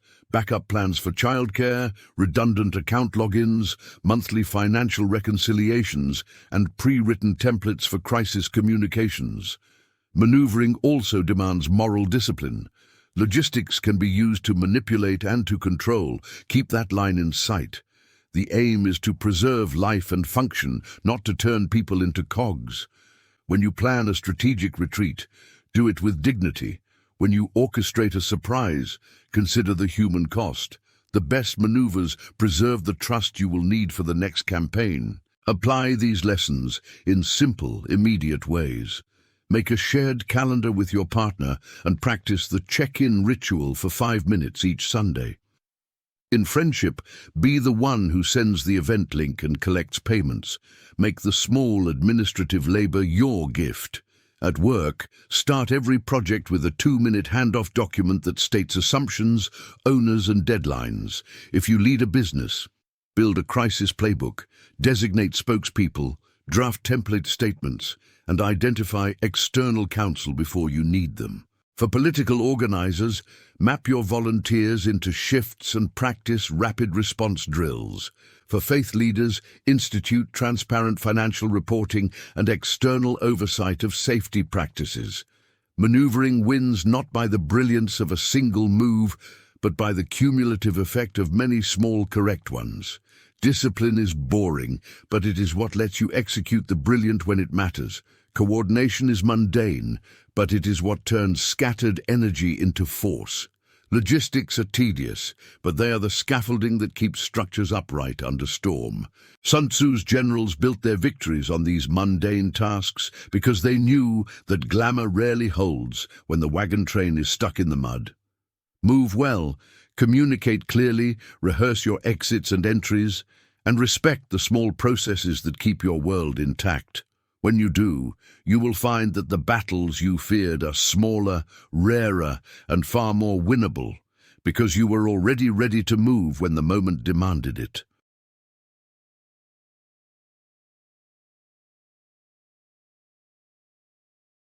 You learn to win by refusing to be predictable. Sun Tzu's warning that there is no single path to victory is not an abstract military truism. It's a survival manual for everyday life. The world rearranges itself constantly. Markets shift, people change moods, friendships wobble, alliances fracture, and faith communities face new questions. If you insist on one way of doing things because it once worked, you are already losing the moment you start. Variation in tactics is the discipline of improvisation with a plan, having multiple ways to reach the same goal, knowing which to deploy fast, and being willing to abandon a favorite method when the situation demands something else. This chapter is about learning to be strategically bilingual, fluent in more than one approach, and translating that fluency into real choices in marriage, friendship, work, rivalry, partnership, business competition, politics, and religion. In marriage, rigid tactics break homes. People fall in love with a way of arguing that looks like strength, a style of debate, a tone of voice, a script of blame, and run that strategy until it kills the relationship. Variation looks like having options. When direct confrontation consistently escalates, try gentle curiosity. When silence builds walls, try explicit scheduling of conversation. When logic fails, try vulnerability. Real life offers examples every week. One couple I know tried to solve money fights by endless lectures about budgeting. The lectures won arguments but left them exhausted. They succeeded only after switching tactics. They gamified savings, turned the boring ledger into a shared weekly ritual of small rewards, and used automation to remove friction. The fight didn't vanish because they stopped caring. It vanished because they changed the method. Another pair was stuck in cycles of reactive anger in the evening. They experimented with timing, moving hard conversations to Sunday mornings after coffee, with a small rule: start with what grateful you notice. The content didn't change overnight, but the results did because the tactic changed the conditions. The principle is simple: map what you tried, evaluate the cost, and keep an alternate tool ready. Have a soft and a hard approach for any problem, and use the one the situation requires, not the one that feels most righteous. Among friends, tactics often fail because people assume the same social logic always applies. A friendship fractured by a harsh message will not heal by repeating the same blunt honesty that started the fight. Instead, try a different entry. A small act of service, a private apology that acknowledges feelings more than facts, or a temporary pause that allows both parties to cool. Real examples. Someone loses a friend after a public critique. The friend reposts and fights back.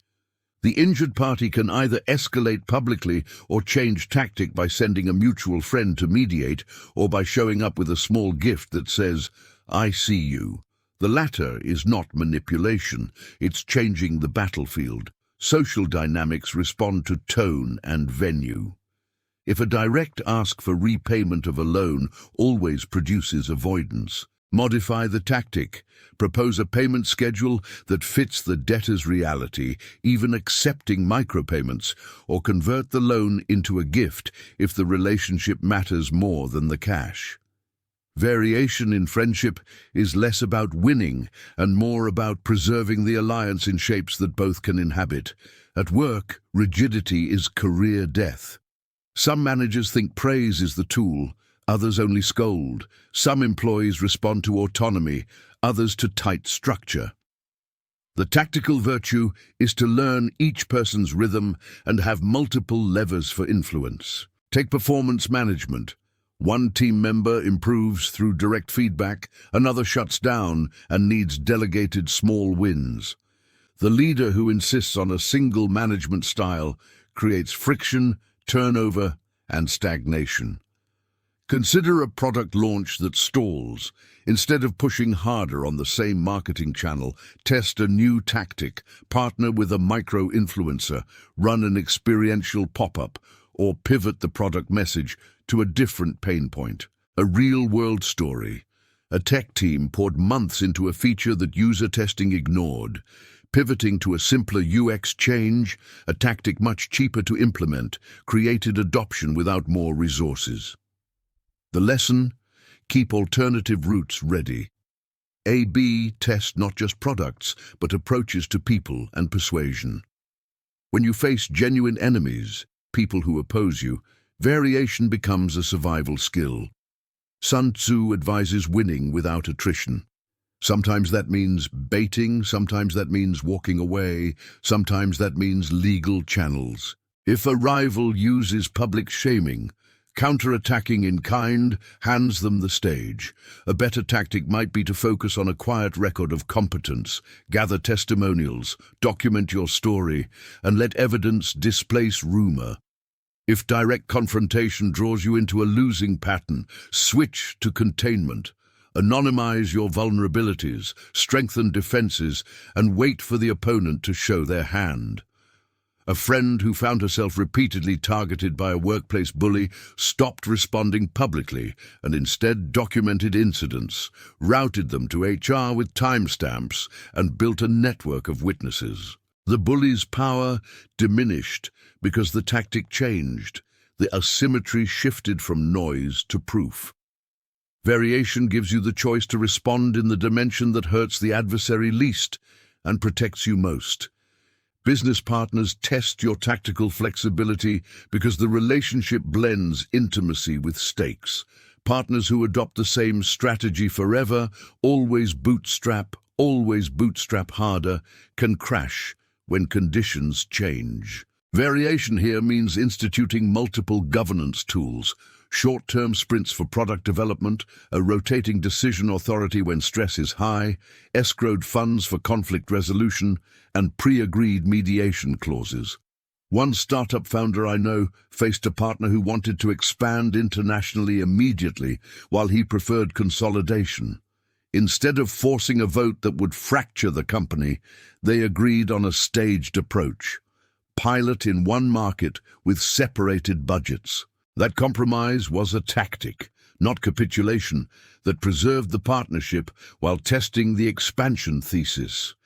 Always have structural fallbacks, temporary role swaps, project-based exits, or performance-based vesting. Tactical variety in partnerships prevents single-mode thinking from destroying shared ventures. Against business rivals, variation in tactics is often the difference between being boxed in by a dominant competitor and thriving in niches they ignore. Giants often move predictably. They scale what works. They underinvest in fringe segments. Small players can alternate tactics, undercut on price briefly, then pivot to hyper-focused customer service, or open a complementary channel that the big firm cannot service profitably. Real examples are everywhere. Boutique hotels survived chain expansion by offering hyper-local experiences. Small software vendors thrived by integrating with platforms rather than competing head-on.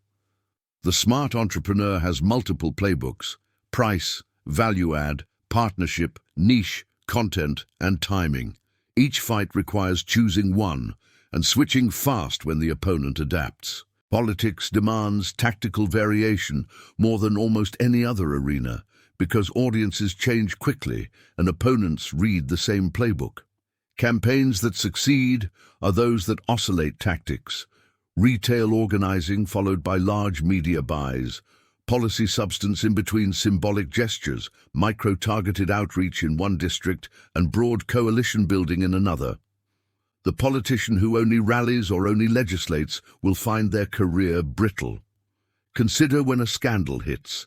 Some politicians double down with defiance, others apologize. Sometimes taking responsibility is the only viable tactic to preserve comeback. Sometimes a measured, evidence-based rebuttal neutralizes the attack. The skill is to know which response matches the public's mood, the stakes of the allegation, and the long-term brand. Variation here also includes form.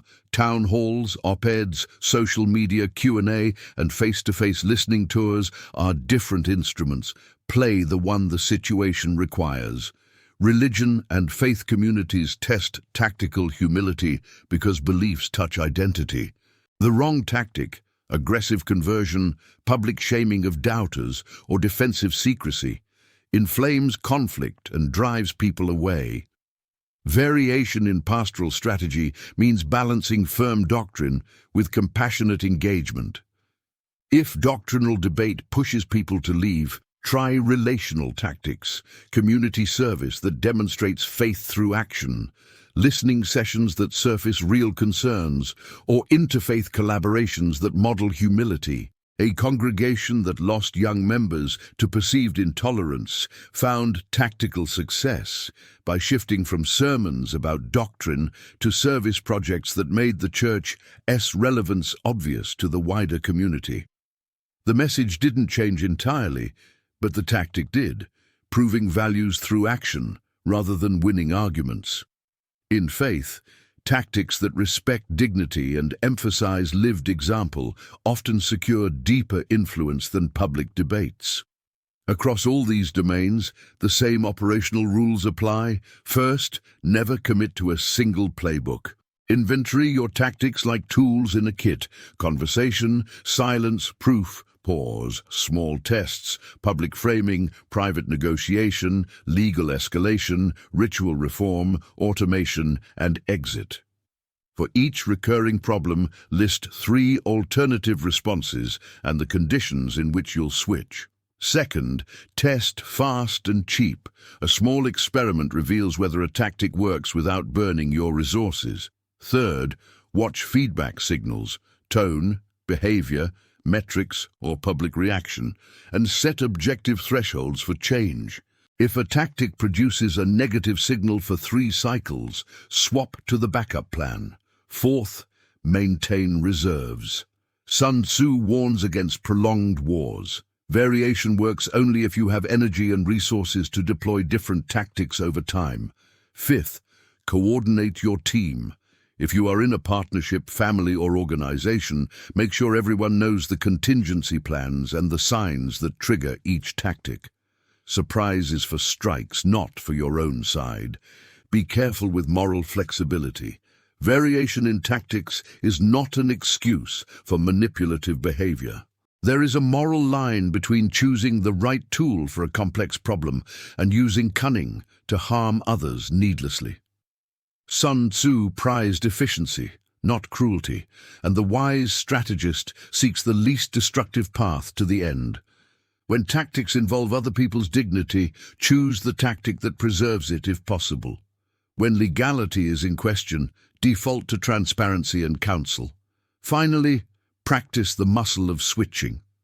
It is hard because humans form habits and habits feel safe, but habit without adaptation is brittleness. Start by rehearsing alternate tactics in low-stakes contexts.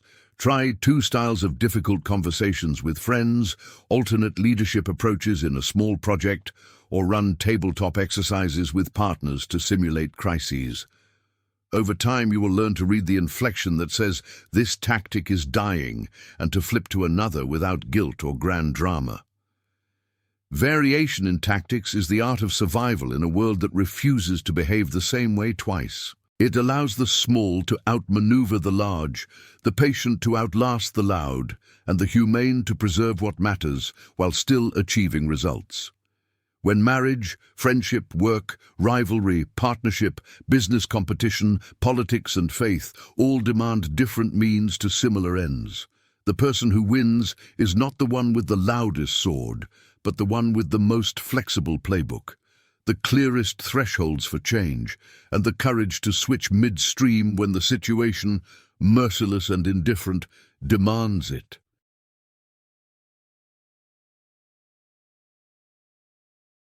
You learn to read a battlefield before you step onto it. In Sun Tzu's image, an army on the march is more than soldiers and banners. It is a living organism moving through terrain, weather, rumor, and fear. To survive and to win, you must read the signs. The way the ground takes footprints, the tone of the sentries, the small changes in the enemy's pace, the way supply wagons creak. Translate that into modern life, and you have a rule that applies to every relationship and organization. Learn to notice the subtle signals around you, interpret them without panic, and act with calm precision. This chapter is about learning those skills, not as military metaphors only, but as practical habits.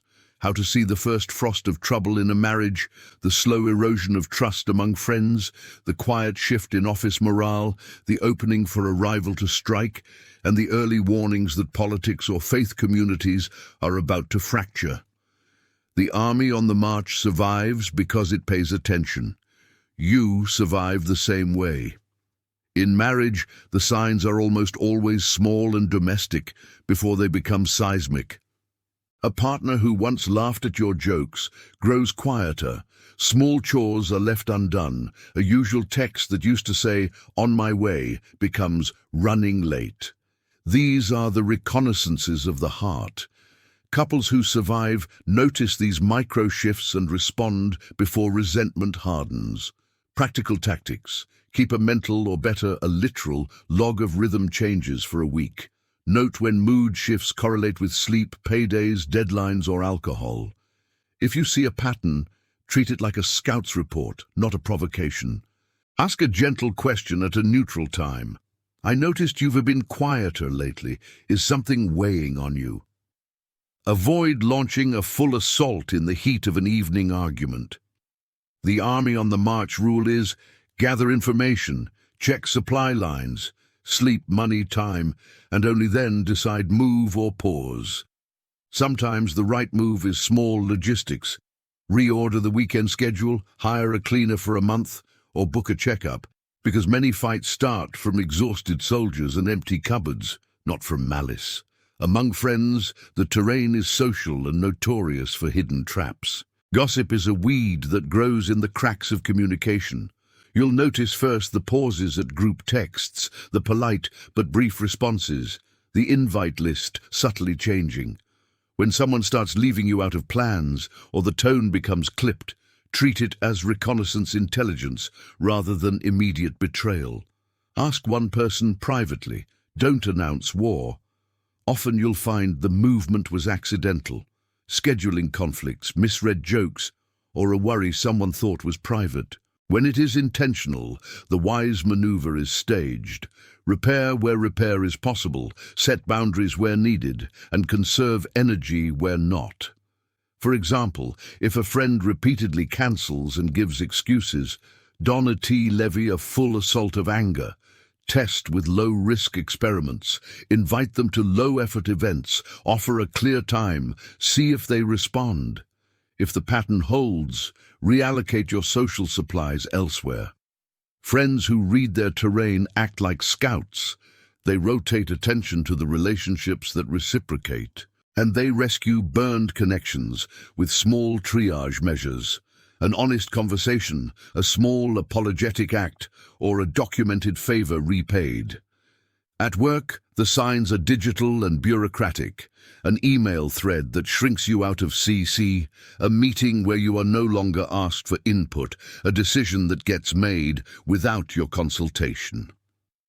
These are the first shifts in the ground beneath your career. The modern army's first demand is to secure logistics, your records, your visibility, your allies. Keep a running folder of accomplishments, time-stamped proposals, and status updates. When the field becomes contested, you will have proof and a clear narrative. Read subtle morale clues too. People showing up late to meetings, terse replies, or a rise in busy statuses across the team may signal burnout or a loss of trust in leadership. Respond not with immediate accusation, but with reconnaissance. Ask low-threat questions to gauge sentiment, host a one-on-one to solicit feedback, and shore up supplies by offering help on small tasks. If you're a leader, notice which people are overdrawn. Redistribute workload before attrition becomes a crisis. The tactical rule of the march. Fix supply lines before you fight, because the best strategy fails when your people can't march. When you have an enemy, a bully at the office, a public detractor, or a rival who wants your customers, read their pattern like patrol routes. Do they attack during product launches, in social hours, or on slow news days?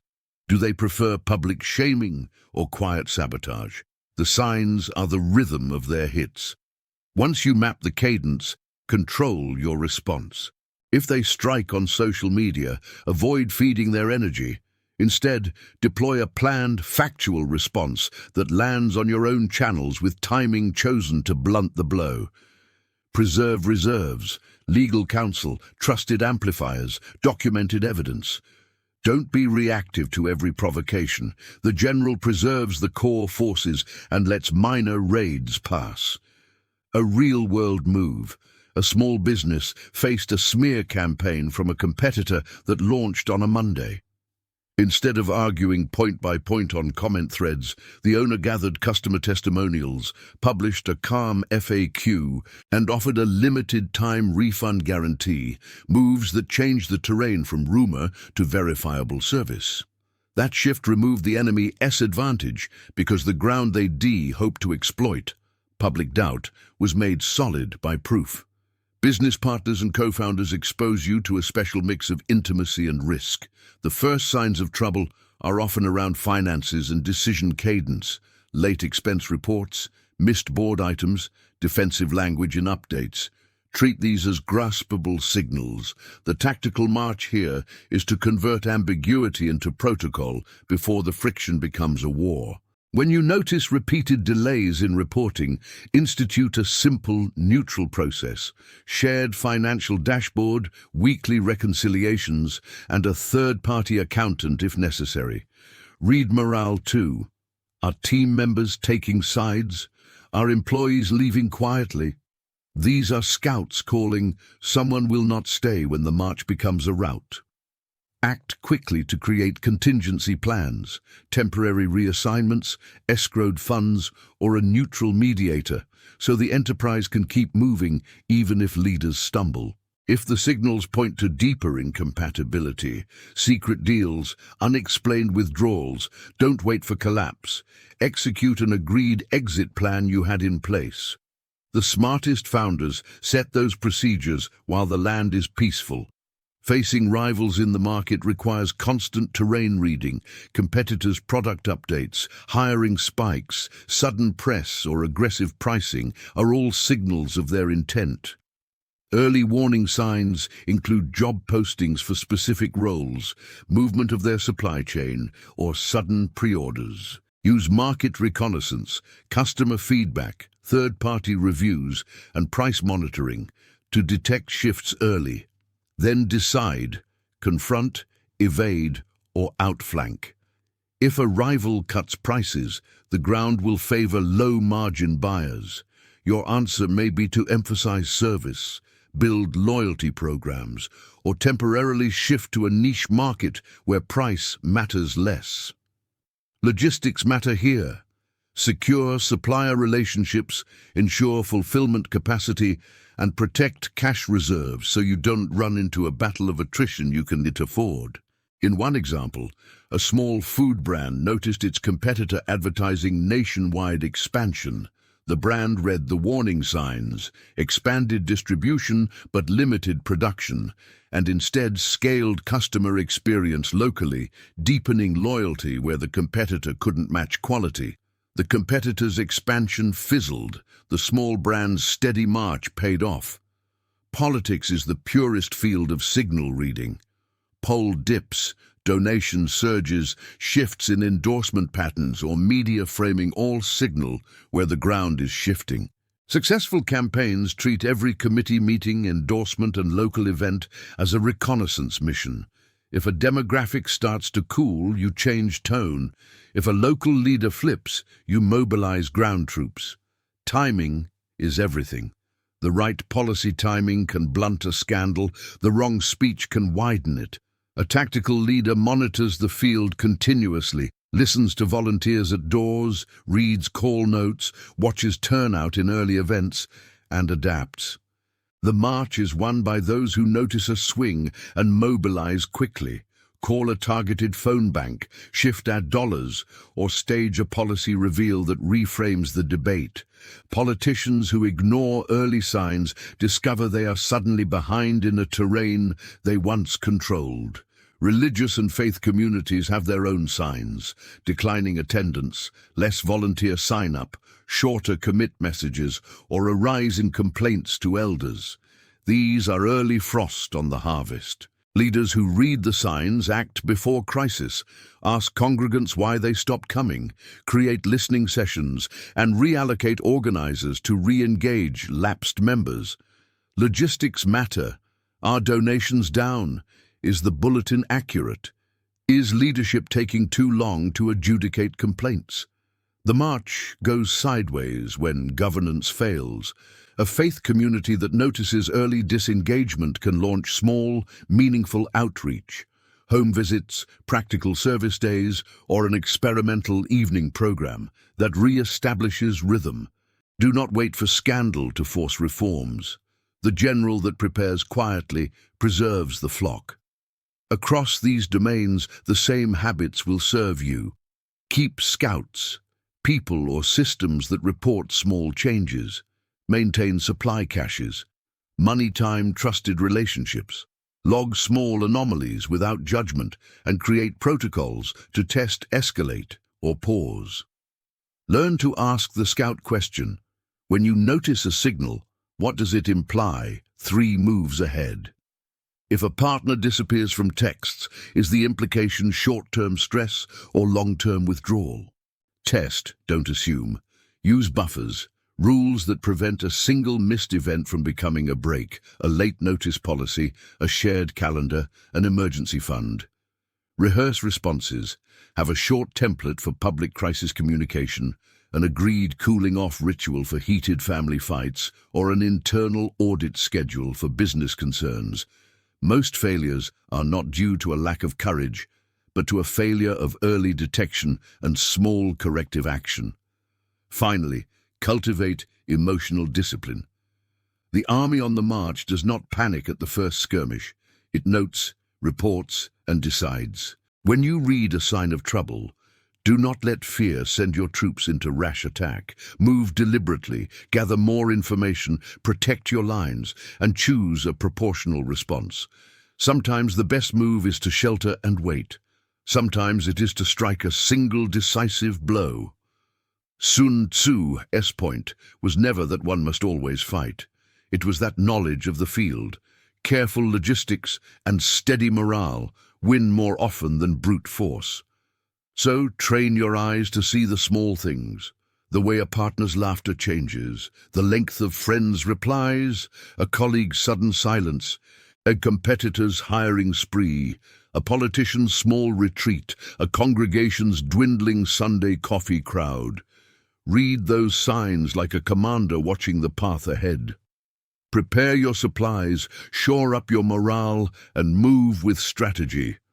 If the army on the march can thrive in hostile valleys, so can your life. If you treat every step as reconnaissance, every minor stumble as information, and every reaction as a planned maneuver rather than a reflexive battle.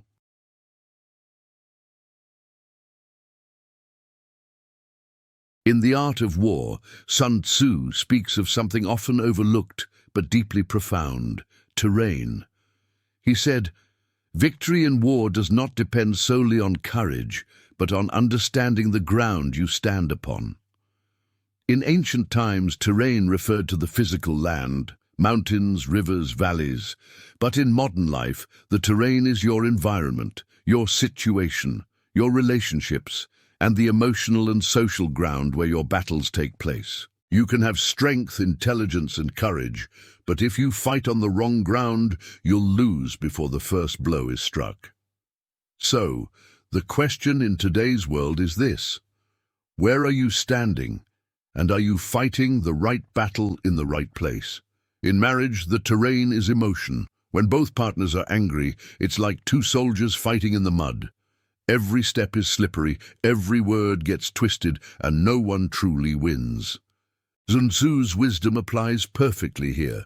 The wise general does not fight on unfavorable ground. That means sometimes in love, victory isn't about winning the argument. It's about choosing when to speak and when to stay silent. If the emotional ground is unstable, wait. Timing, not pride, wins wars. In relationships, understanding the terrain means knowing when to confront and when to retreat, when to hold your ground, and when to let the storm pass. The true warrior in marriage isn't the one who always wins. It's the one who knows when peace itself is the victory. In friendship, the terrain is trust. When trust is strong, the friendship feels like solid ground, easy to walk, safe to rest upon. But when doubt enters, the ground turns into sand. Every misunderstanding becomes a sinkhole. Sun Tzu said, "Test the ground before you build your camp." That means don't give your full loyalty to someone you haven't truly observed. Watch how they act when you're not around. Listen to how they speak when you're not in the room. If the terrain of your friendship is filled with gossip, jealousy, or betrayal, don't force yourself to stay. A wise warrior knows when to move to safer ground. In the workplace, the terrain is the system and the culture around you. Some offices are like sturdy hills, stable, structured, full of respect. Others are like swamps, filled with politics, competition, and hidden traps. Sun Tzu taught, "The skilled warrior finds paths even in the thickest forest." That means learning to adapt. If your boss is unpredictable, study their rhythm before making your move. If your co-worker thrives on manipulation, don't fight them head-on. Shift your position strategically, like a general who circles the mountain instead of charging up the front. Winning at work isn't just about being smart. It's about knowing where to step, when to advance, and when to quietly reposition yourself. When dealing with enemies, personal or professional, the terrain becomes psychological. The battle isn't only fought with actions, but with perception and control. If your enemy loves public confrontation, don't meet them in public.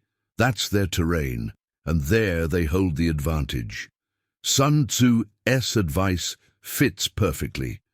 Do not allow your opponent to choose the battlefield. In modern times, that means don't fight on social media when someone tries to humiliate you online.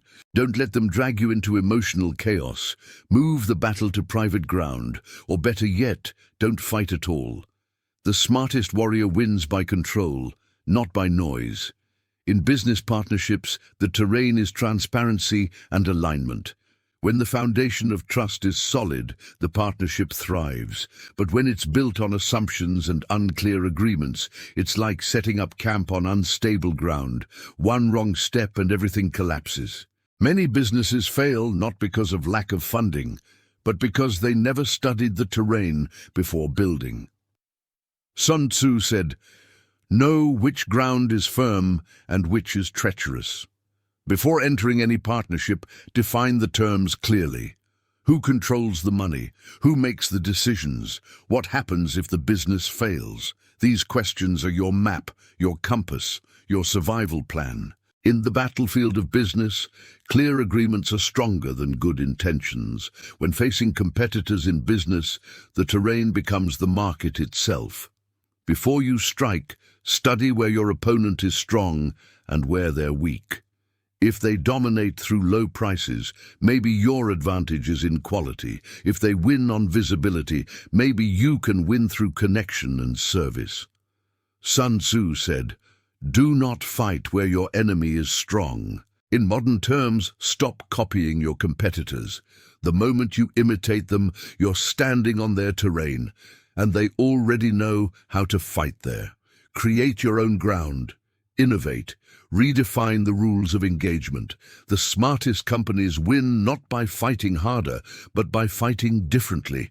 In politics, the terrain is public opinion, the landscape of emotion, trust, and perception.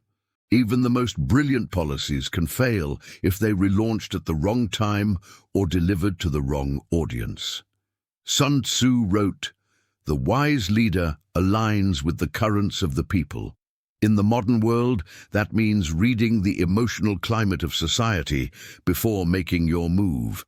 If you misread the people's mood, you like a general crossing a river without knowing its depth. One mistake, and you drown in backlash. Success in politics isn't just about having a plan, it's about knowing when the ground is ready to receive it. Strategy without timing is like planting seeds in frozen soil. In religion, the terrain is the human heart, belief, emotion, and tradition. Wars have been fought, families divided, and friendships destroyed because people refuse to understand the spiritual terrain of others. Sun Tzu warned, "Do not fight in lands you do not understand." This means don't argue about faith you haven't studied. Don't condemn what you've never experienced. If you enter someone's sacred ground without respect, you lose before the conversation begins. True wisdom is not forcing your beliefs onto others, but walking gently across the terrains of their souls. Sometimes the greatest victory in faith is not conversion, it's coexistence. In every part of life, marriage, friendship, work, rivalry, business, politics, and religion, the principle remains the same. Know your ground. Sun Tzu said, "He who knows himself, his enemy, and the ground will never be in danger." The terrain you stand on shapes your every move. Before you argue, ask, "Is this the right time?" Before you fight, ask, "Is this the right place?" Before you chase victory, ask, "Am I standing on solid ground?" Because in the end, victory doesn't belong to the strongest or loudest. It belongs to the one who understands where they are and how to move wisely upon the terrain of life.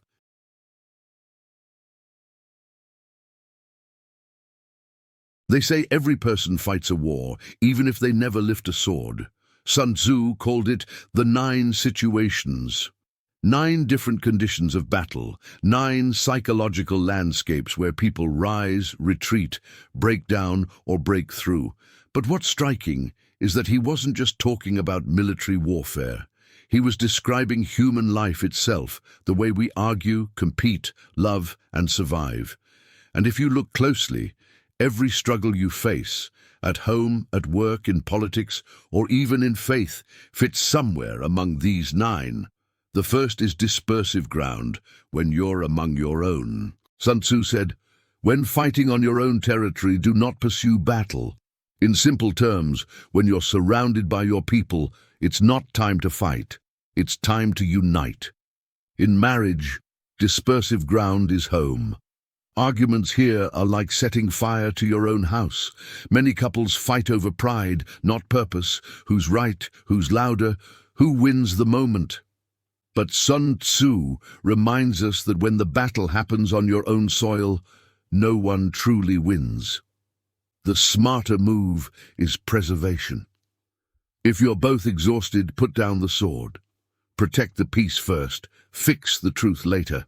No victory is worth destroying the territory you both live in. Among friends, this means learning when to stop proving your point. Sometimes you protect the friendship by walking away from the argument, not out of weakness, but out of wisdom. Next is facile ground, when you've just stepped out. This is when the army has crossed the border, but not yet deep into enemy land. Easy to advance, easy to retreat. In life, this is when you've just started something new. A job, a business, or a relationship. You're still testing the waters. Among co-workers, this is the early phase of trust. You're learning alliances, watching people's behavior. Here, Sun Tzu says to move cautiously. Don't overcommit, don't overpromise. Build slowly, study patterns, and learn the battlefield before declaring war. In modern work, this means observing office politics without being consumed by it. Among new friends, the same rule applies. Don't confuse early chemistry with loyalty. You're still in facile ground. One wrong word can send people scattering. Then comes contentious ground, where the advantage is even. This is when both sides see something valuable, a promotion, a deal, a lover's attention, and both want it. In business partnerships, this happens all the time. 2 people with equal skill, equal hunger, equal pride. If neither knows how to yield, it becomes a silent war. Sun Tzu says the wise commander knows when to fight and when to feign weakness. Sometimes you let your partner take the spotlight if it serves the bigger vision, because ego is expensive. One unnecessary argument can cost you the empire you're trying to build.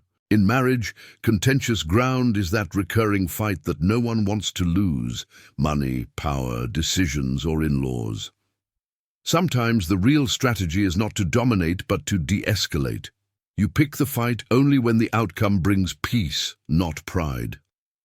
Open ground follows, where anyone can move freely. It's neutral space with no advantage for either side. This is the modern social world: friendships, networks, even social media, where everyone fights for influence. Among friends, open ground is where loyalty is tested. Who defends you when you're not in the room? Who turns away when the crowd shifts? Sun Tzu would say, do not commit deeply on open ground. Don't reveal all your plans. Don't depend too much. Observe how people act when freedom has no cost. That's when you'll see who they really are. In the workplace, open ground is competition without clear hierarchy. Projects, credit, and recognition float in the air. The wise move is to secure allies quietly but stay adaptable.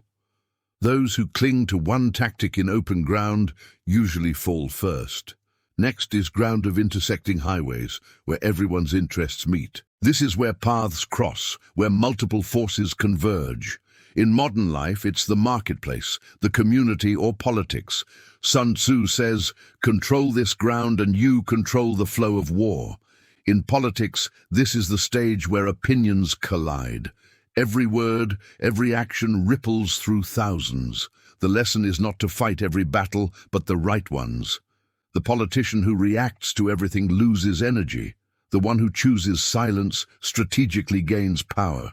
Sometimes, letting an opponent destroy themselves publicly is wiser than defending every rumor.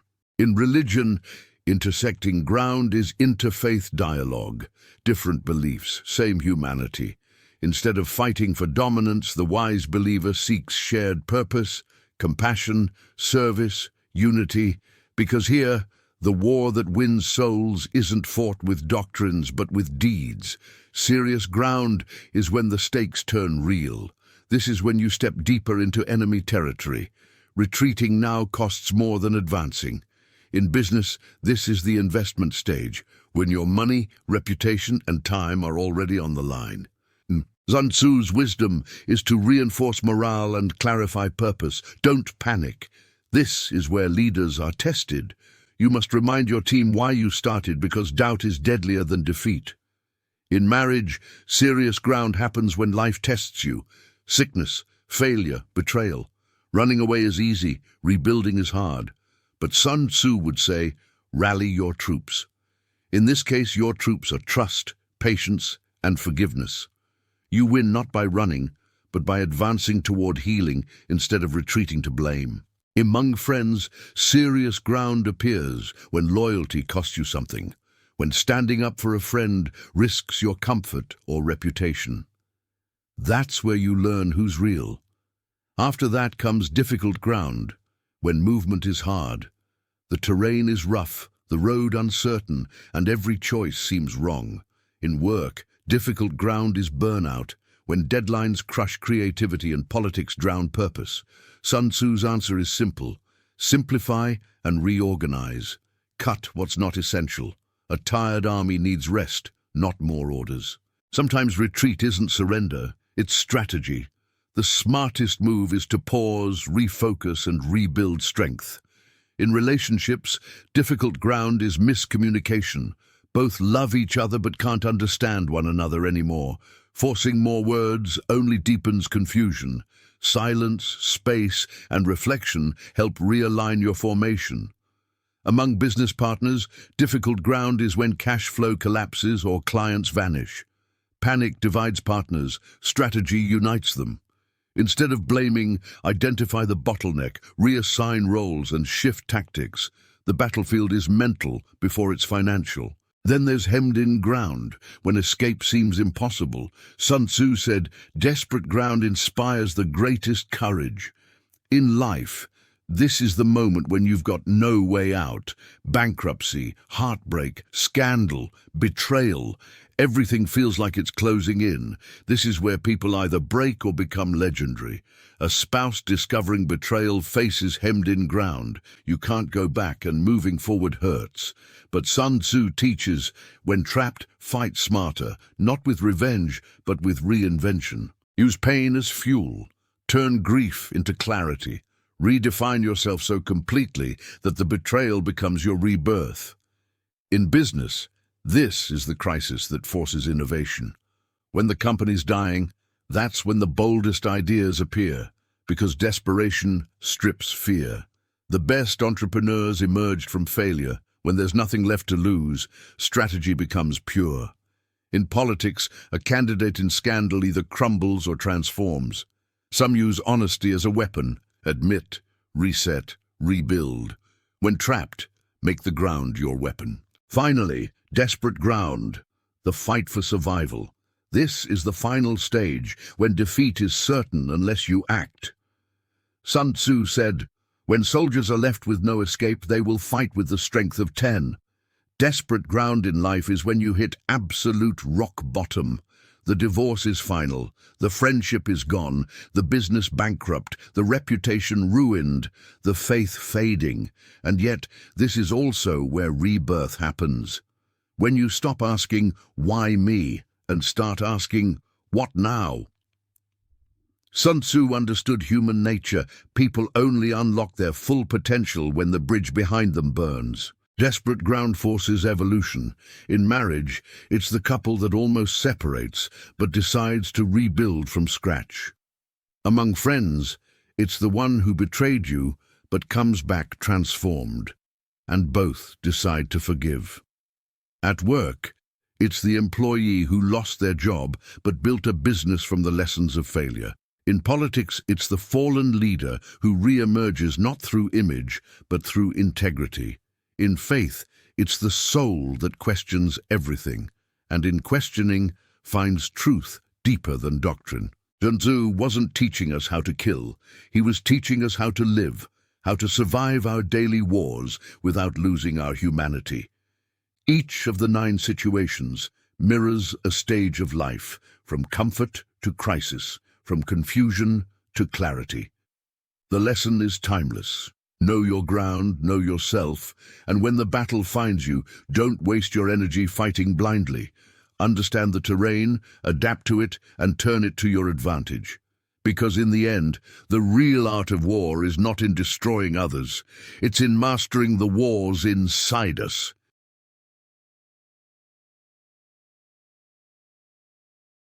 Fire is a force that consumes quickly or lingers slowly, that destroys what must be removed and illuminates what must be seen. Sun Tzu's chapter on the attack by fire is both literal and symbolic. It teaches when to burn, when to light a small flame, and when to let embers die. But more than tactics, it is a lesson about timing, about using chaos as a tool and restraint as a virtue.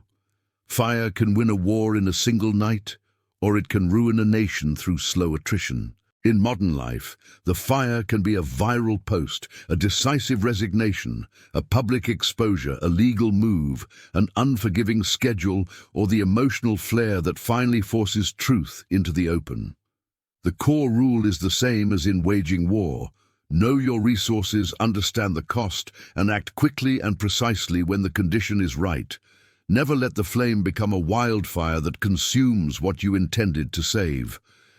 In marriage, fire is the argument that breaks a pattern, or the confession that clears decades of quiet resentment. Too often, couples use fire like a torch in a dry warehouse, hurting to feel heard, burning bridges to force attention. The waging war lesson is blunt. Long, low-level conflict drains the household. Decisive, limited action saves it. The attack by fire applied here is surgical honesty or an intentional ritual that disrupts unhealthy cycles.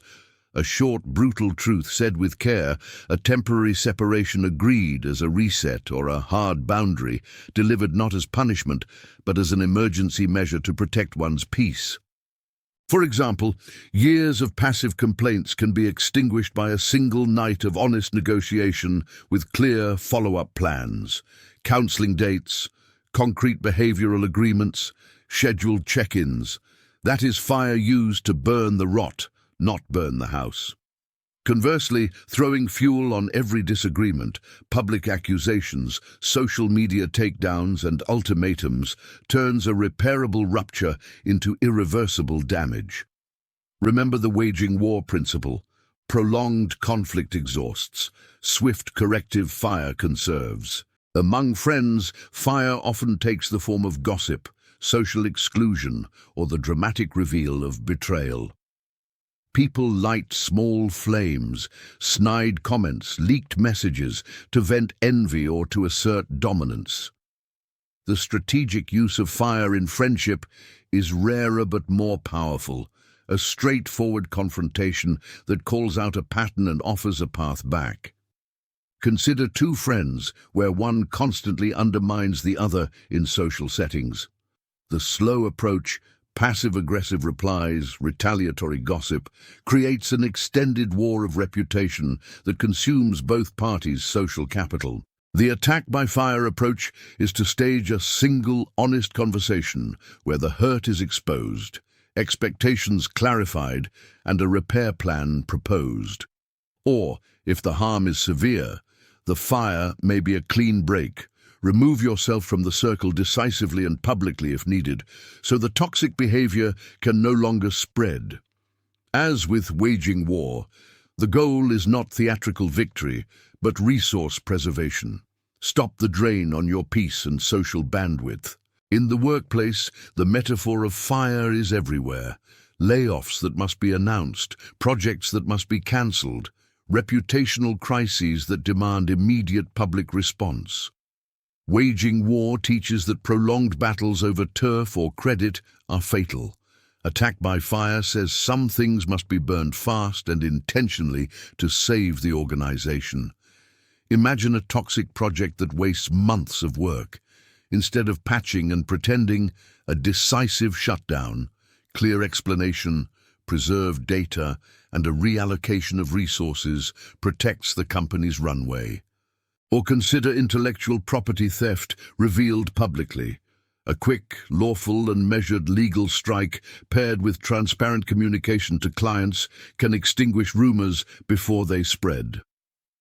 There is risk.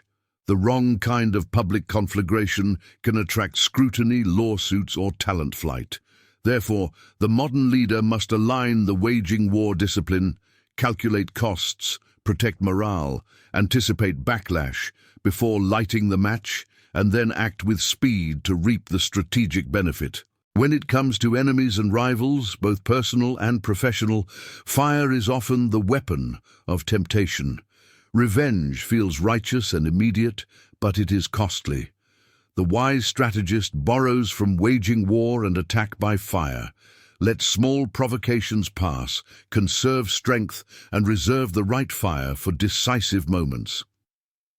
If a rival damages your reputation, you might prepare a legal case in secret, gather evidence, and then release a measured exposé or file suit at the moment that maximizes impact and minimizes collateral damage. This is not revenge, it is controlled demolition. Destroy the rival's plan, not the market or the relationships you rely on. A classic modern example is a business leader who, after years of public smears, waits until they have airtight proof of fraud, then acts in a single strategic PR and legal campaign that collapses the rival's narrative quickly. The result is swift resolution, not a prolonged war of claims and counterclaims that drains resources and erodes customer trust. Again, the waging war warning about drawn-out campaigns applies. Pick battles you can finish. For business partners, the attack by fire can be painful but necessary.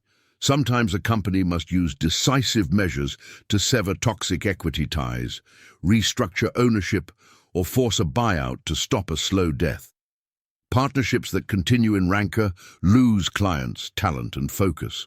The fire strategy is to design clean exits and contingency agreements ahead of time, clauses that allow for a fast, principled separation when one partner's behavior jeopardizes the enterprise. If a co-founder's decisions put the company at legal or moral risk, a swift board action, temporary suspension, emergency buyout, public statement stops the hemorrhage. Sun Tzu S and waging war S lessons come together. Prolonged internal war will bankrupt the venture. Decisive action saves what's left. Entrepreneurs who fear the cost of decisive moves find themselves in longer wars that evaporate the value they hope to protect. Against business rivals, an attack by fire often looks like a disruptive product launch, a bold price move, or a marketing campaign that seizes the narrative. It can also be a legal injunction that prevents a competitor from capitalizing on ill-gotten advantage. The risk is clear. You can bankrupt yourself trying to burn your competitor down. Waging war tells us not to shoulder attrition that outlasts our resources. Therefore, the modern strategist picks the minimal, high-impact incendiary, a targeted campaign that cuts off the rival's key advantage, exclusive suppliers, a platform distribution, or a regulatory loophole, and then consolidates gains. A classic example is a small company that targets a specific underserved niche and uses a viral campaign to make the competitor's broad but shallow offering irrelevant. It's fire that clears the underbrush so new growth can take root. In politics, fire is the most visible and dangerous. A scandal can be lit in seconds. A smear can spread globally within an hour. Attack by fire in politics requires a combination of timing, moral calculation, and discipline from waging war. The strategist must decide whether a counterflame will extinguish the issue or simply fuel it. Sometimes the only defensible response is immediate transparency, preemptive confession, or disclosure that turns the narrative away from cover-up. Other times, the best tactic is to let the opponent's own flames consume them. Reveal their inconsistencies strategically while maintaining your gravitas. The key is cost accounting.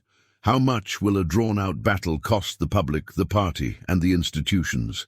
If the price is too high, a swift surgical takedown of a corrupt opponent, backed by hard facts and law, can prevent a prolonged societal burn. The worst outcome is prolonged partisan fire that destroys institutions and leaves no winners. Religion and faith communities confront fire in both literal and symbolic ways. Doctrinal purges, schisms, public exposés of leaders, or fundamentalist crackdowns. Attack by fire warns against using scorched earth theology to win converts. The waging war lesson insists on calculating the long-term cost to souls and community. When a leader's hypocrisy threatens a faith community, the responsible move may be a decisive, principled public reckoning. Removal from leadership, transparent accountability processes, and restorative measures that protect the vulnerable and preserve the community's integrity. Conversely, faith movements that use fire, hateful rhetoric, ostracism, public shaming to gain ground win quickly but lose the moral authority that sustains them.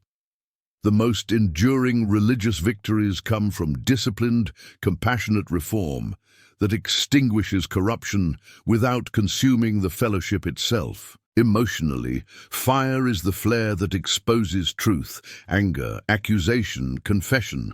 The waging war doctrine teaches us that emotions are resources. They can be spent quickly to achieve an outcome, but once spent, they are gone. Applied to the attack by fire, this means using emotional displays sparingly and purposefully. If you are a leader confronting betrayal, a controlled, honest emotional appeal can rally allies and bring the betrayer to repentance. If you are in a marriage, a single heartfelt admission can burn past defenses and open a path to repair. But uncontrolled rage becomes a fire that leaves everyone scorched. The practical discipline is to ask, what will this emotional outburst accomplish? If it resolves, clarifies, or protects, it may be justified. If it prolongs the conflict or invites revenge, it is a liability.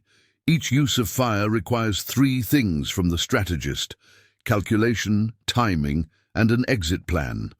Calculation means assessing the resources at stake: time, money, reputation, relationships, and knowing what you can afford to lose. Timing means recognizing the exact condition when a small blaze will topple a rotten structure, or when an ember could flare into uncontrollable conflagration. The exit plan is the commitment to act immediately after the fire does its work. Secure gains, rebuild what matters, and prevent secondary blazes. Sun Tzu's moral is constant. A long war eats the nation. A short, decisive strike preserves it. In personal life, that means choosing rituals of confrontation that are finite and restorative, therapy with clear objectives, a temporary separation with defined goals, a bankruptcy restructure with focused rebirth. In business, it means contingency plans, legal counsel ready, PR strategies prepped. In politics and religion, it means institutions that can withstand the heat without burning down. Finally, remember that not every situation needs fire. Many conflicts call for water, patience, mediation, slow repair.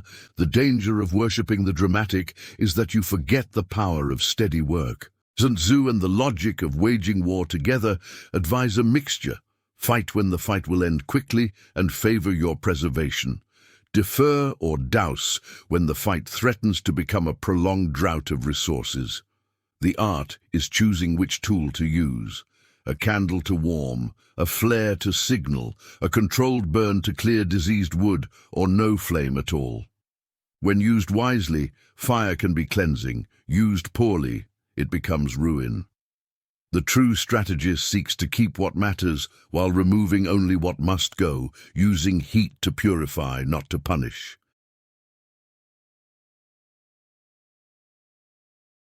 Information is power, and knowledge is the sword that never dulls.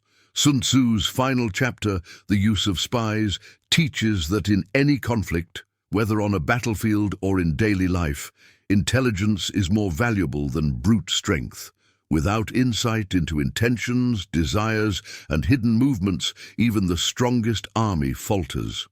In modern life, we may not have spies with cloaks and daggers, but the principle remains. Understanding people, situations, and risks before acting is essential. The strategy of gathering information wisely, acting on it carefully, and protecting your sources applies to every arena, from marriage to politics, from business to religion. In marriage, spies take the form of awareness, observation, and empathetic listening. Knowing your spouse's unspoken needs, fears, and stresses is like having a local spy, subtle, close, and always reporting back to help you navigate conflict before it erupts.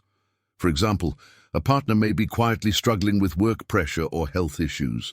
By noticing small changes in mood, behavior, or routine, and gently probing with care, you gather intelligence that allows for supportive, preemptive action. The inward spy is similar. It is self-awareness within the marriage. Understanding your own emotional triggers, ambitions, and patterns allows you to act intentionally rather than reactively, preventing unnecessary fights and preserving harmony. Among friends, the use of spies is knowing your circle, the true intentions, loyalties, and pressures affecting them. Who can be relied upon in times of crisis? Who may be subtly influencing others in ways that affect your reputation? Observing behaviors, listening to conversations, and noting patterns gives you intelligence without distrust. A converted spy in friendship might be a mutual acquaintance who once had divided loyalties, but can now provide insight into dynamics that affect your life positively, helping you navigate tricky social situations without confrontation. In the workplace, intelligence is everything. Co-workers may be vying for promotions, recognition, or influence. The local spy is the colleague closest to the action, providing insight into office dynamics, while inward spies are your own observations of company culture, leadership priorities, and unspoken hierarchies. Converted spies can be allies in other departments or even previous competitors who now share information beneficial to your projects. Doomed spies may represent colleagues whose insights are flawed or biased. They can mislead if relied upon, so discernment is key. Surviving spies are lessons learned from failed projects or misjudgments, informing future strategy. Sun Tzu's principle: act on intelligence strategically, not impulsively. Reacting to incomplete or false information is more damaging than acting without insight. Among enemies and rivals, spies are tools to understand intentions without escalating conflict prematurely. In business, this might mean careful market research, observing competitors' product launches, studying financial statements, or tracking social media campaigns. The local spy is your direct observation of the competitor's team and operations. The inward spy is your analysis of your own weaknesses and vulnerabilities. Converted spies are partnerships or consultants who can provide insider perspectives ethically.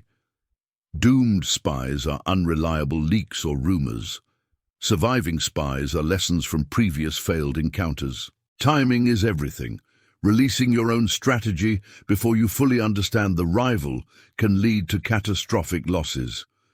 Waging war teaches that the cost of ignorance often exceeds the cost of surveillance. In business partnerships, intelligence prevents betrayal or misalignment.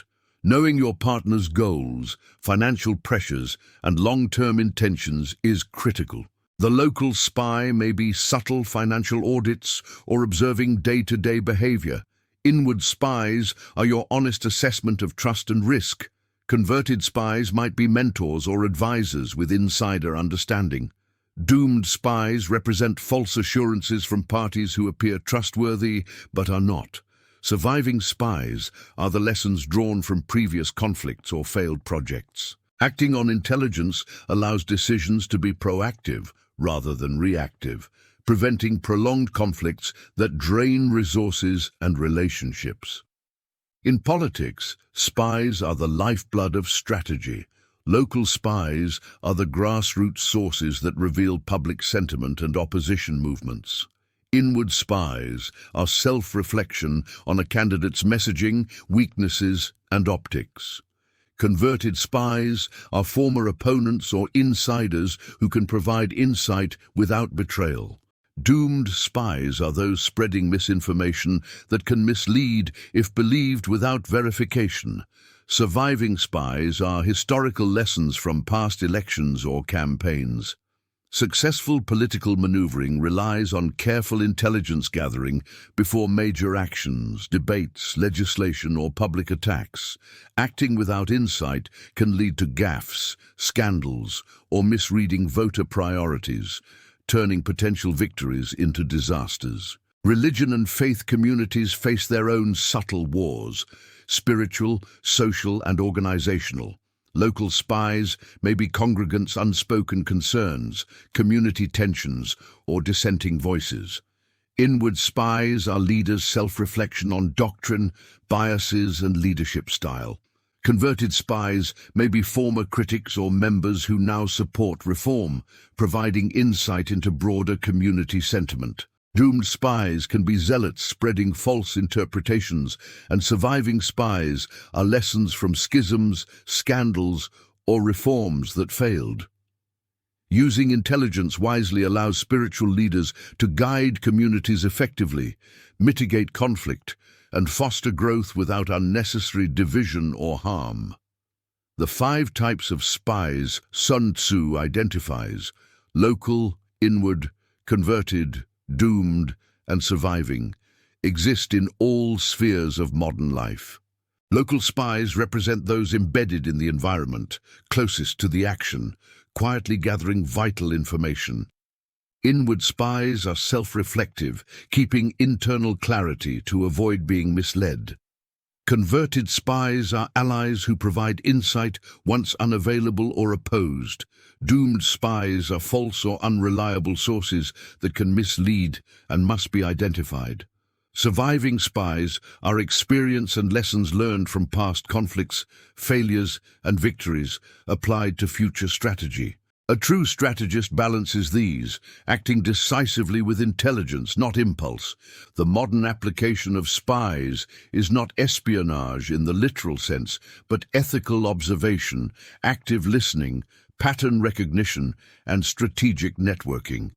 In every relationship, marriage, friendship, colleagues, rivals, business partners, politics, or faith, the intelligent use of information allows one to anticipate moves, avoid traps, and create opportunities. Acting on knowledge with discipline preserves resources, protects relationships, and enables decisive action when conditions are right. Waging war teaches that prolonged conflict drains resources. Attack by fire teaches timing and impact. The use of spies teaches knowing before acting. Together they form the framework for navigating the hidden battles of everyday life. Sun Tzu's ultimate lesson is simple.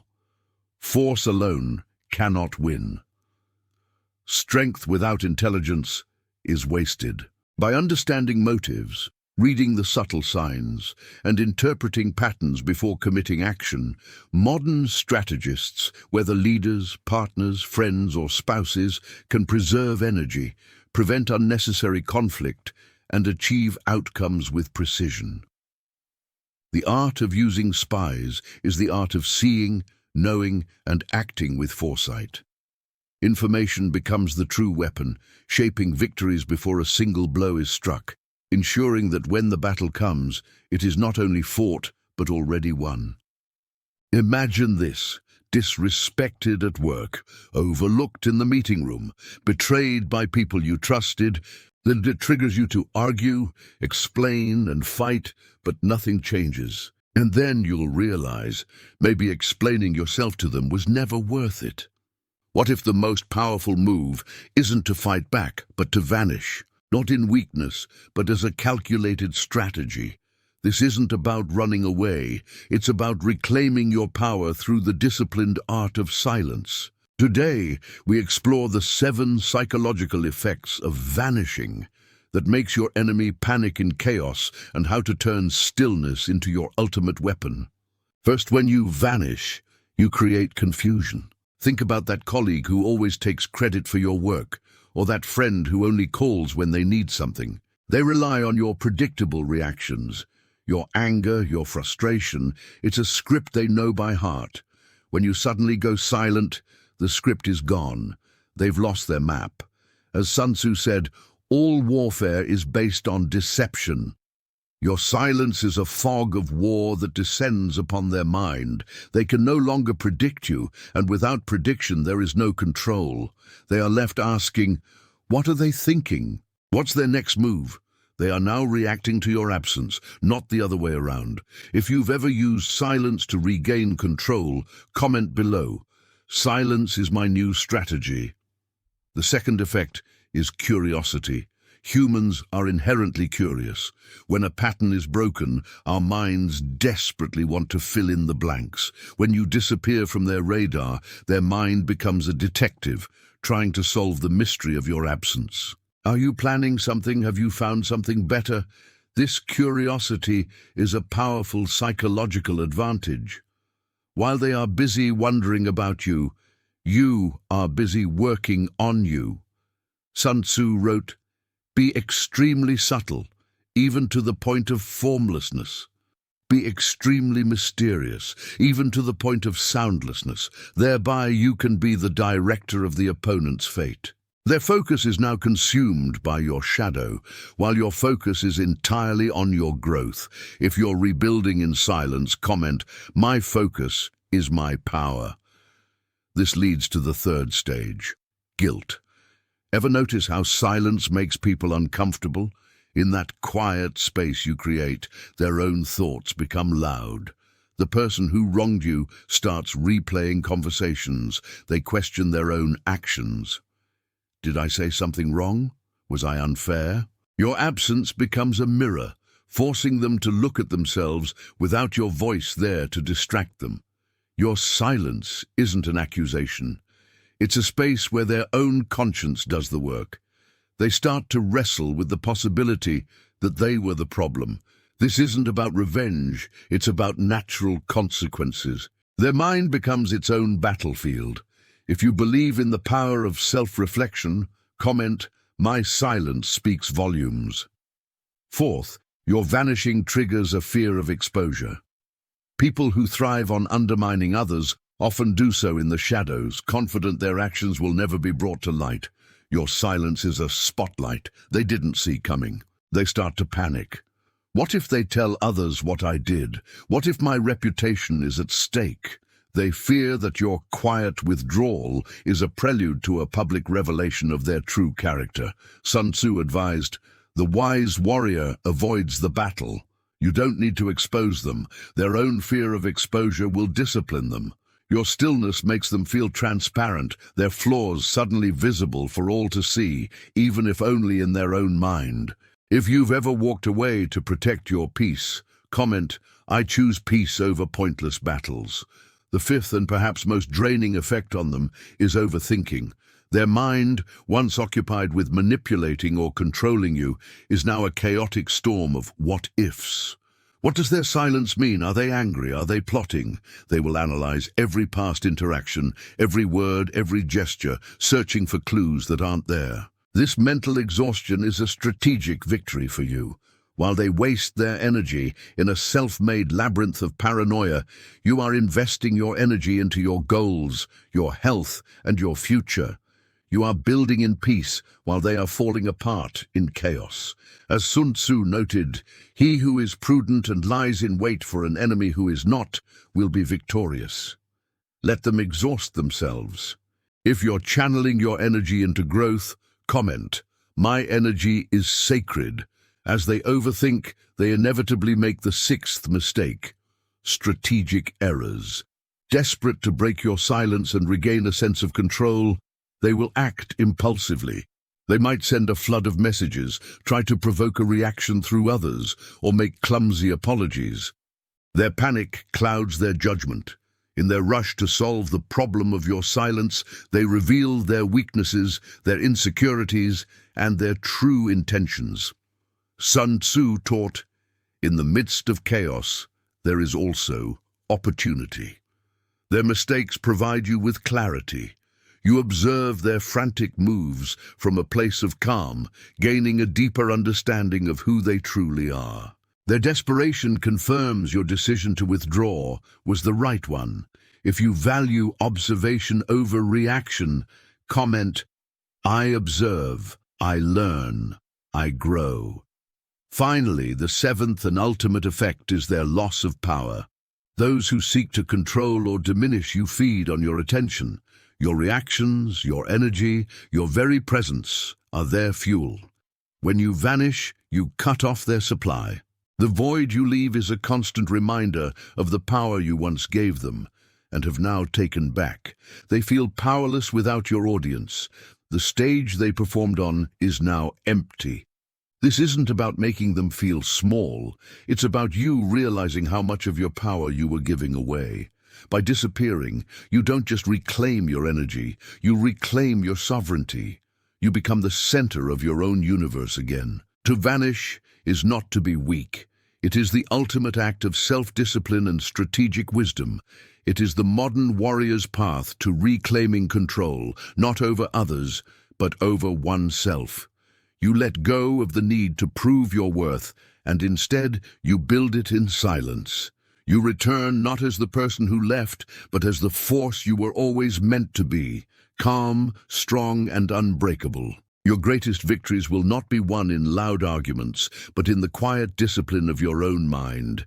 Vanish, rebuild, and return with a power they never saw coming. Sun Tzu once wrote, "Appear at points which the enemy must hasten to defend. March swiftly to places where you are not expected." In life, this means your greatest strength is unpredictability. When you withdraw in silence, when you build in the dark, you move to places where no one expects you. mentally, emotionally, and spiritually. Your silence is not emptiness, it's movement without noise, power without display. And when you return, you won't just surprise them, you'll redefine the battlefield itself. Because the modern warrior doesn't seek attention, they seek advantage. Thank you for joining this journey into strategy and silence. If this resonated with you, subscribe and hit the notification bell for more wisdom for the modern warrior. Until next time, stay strong and stay strategic.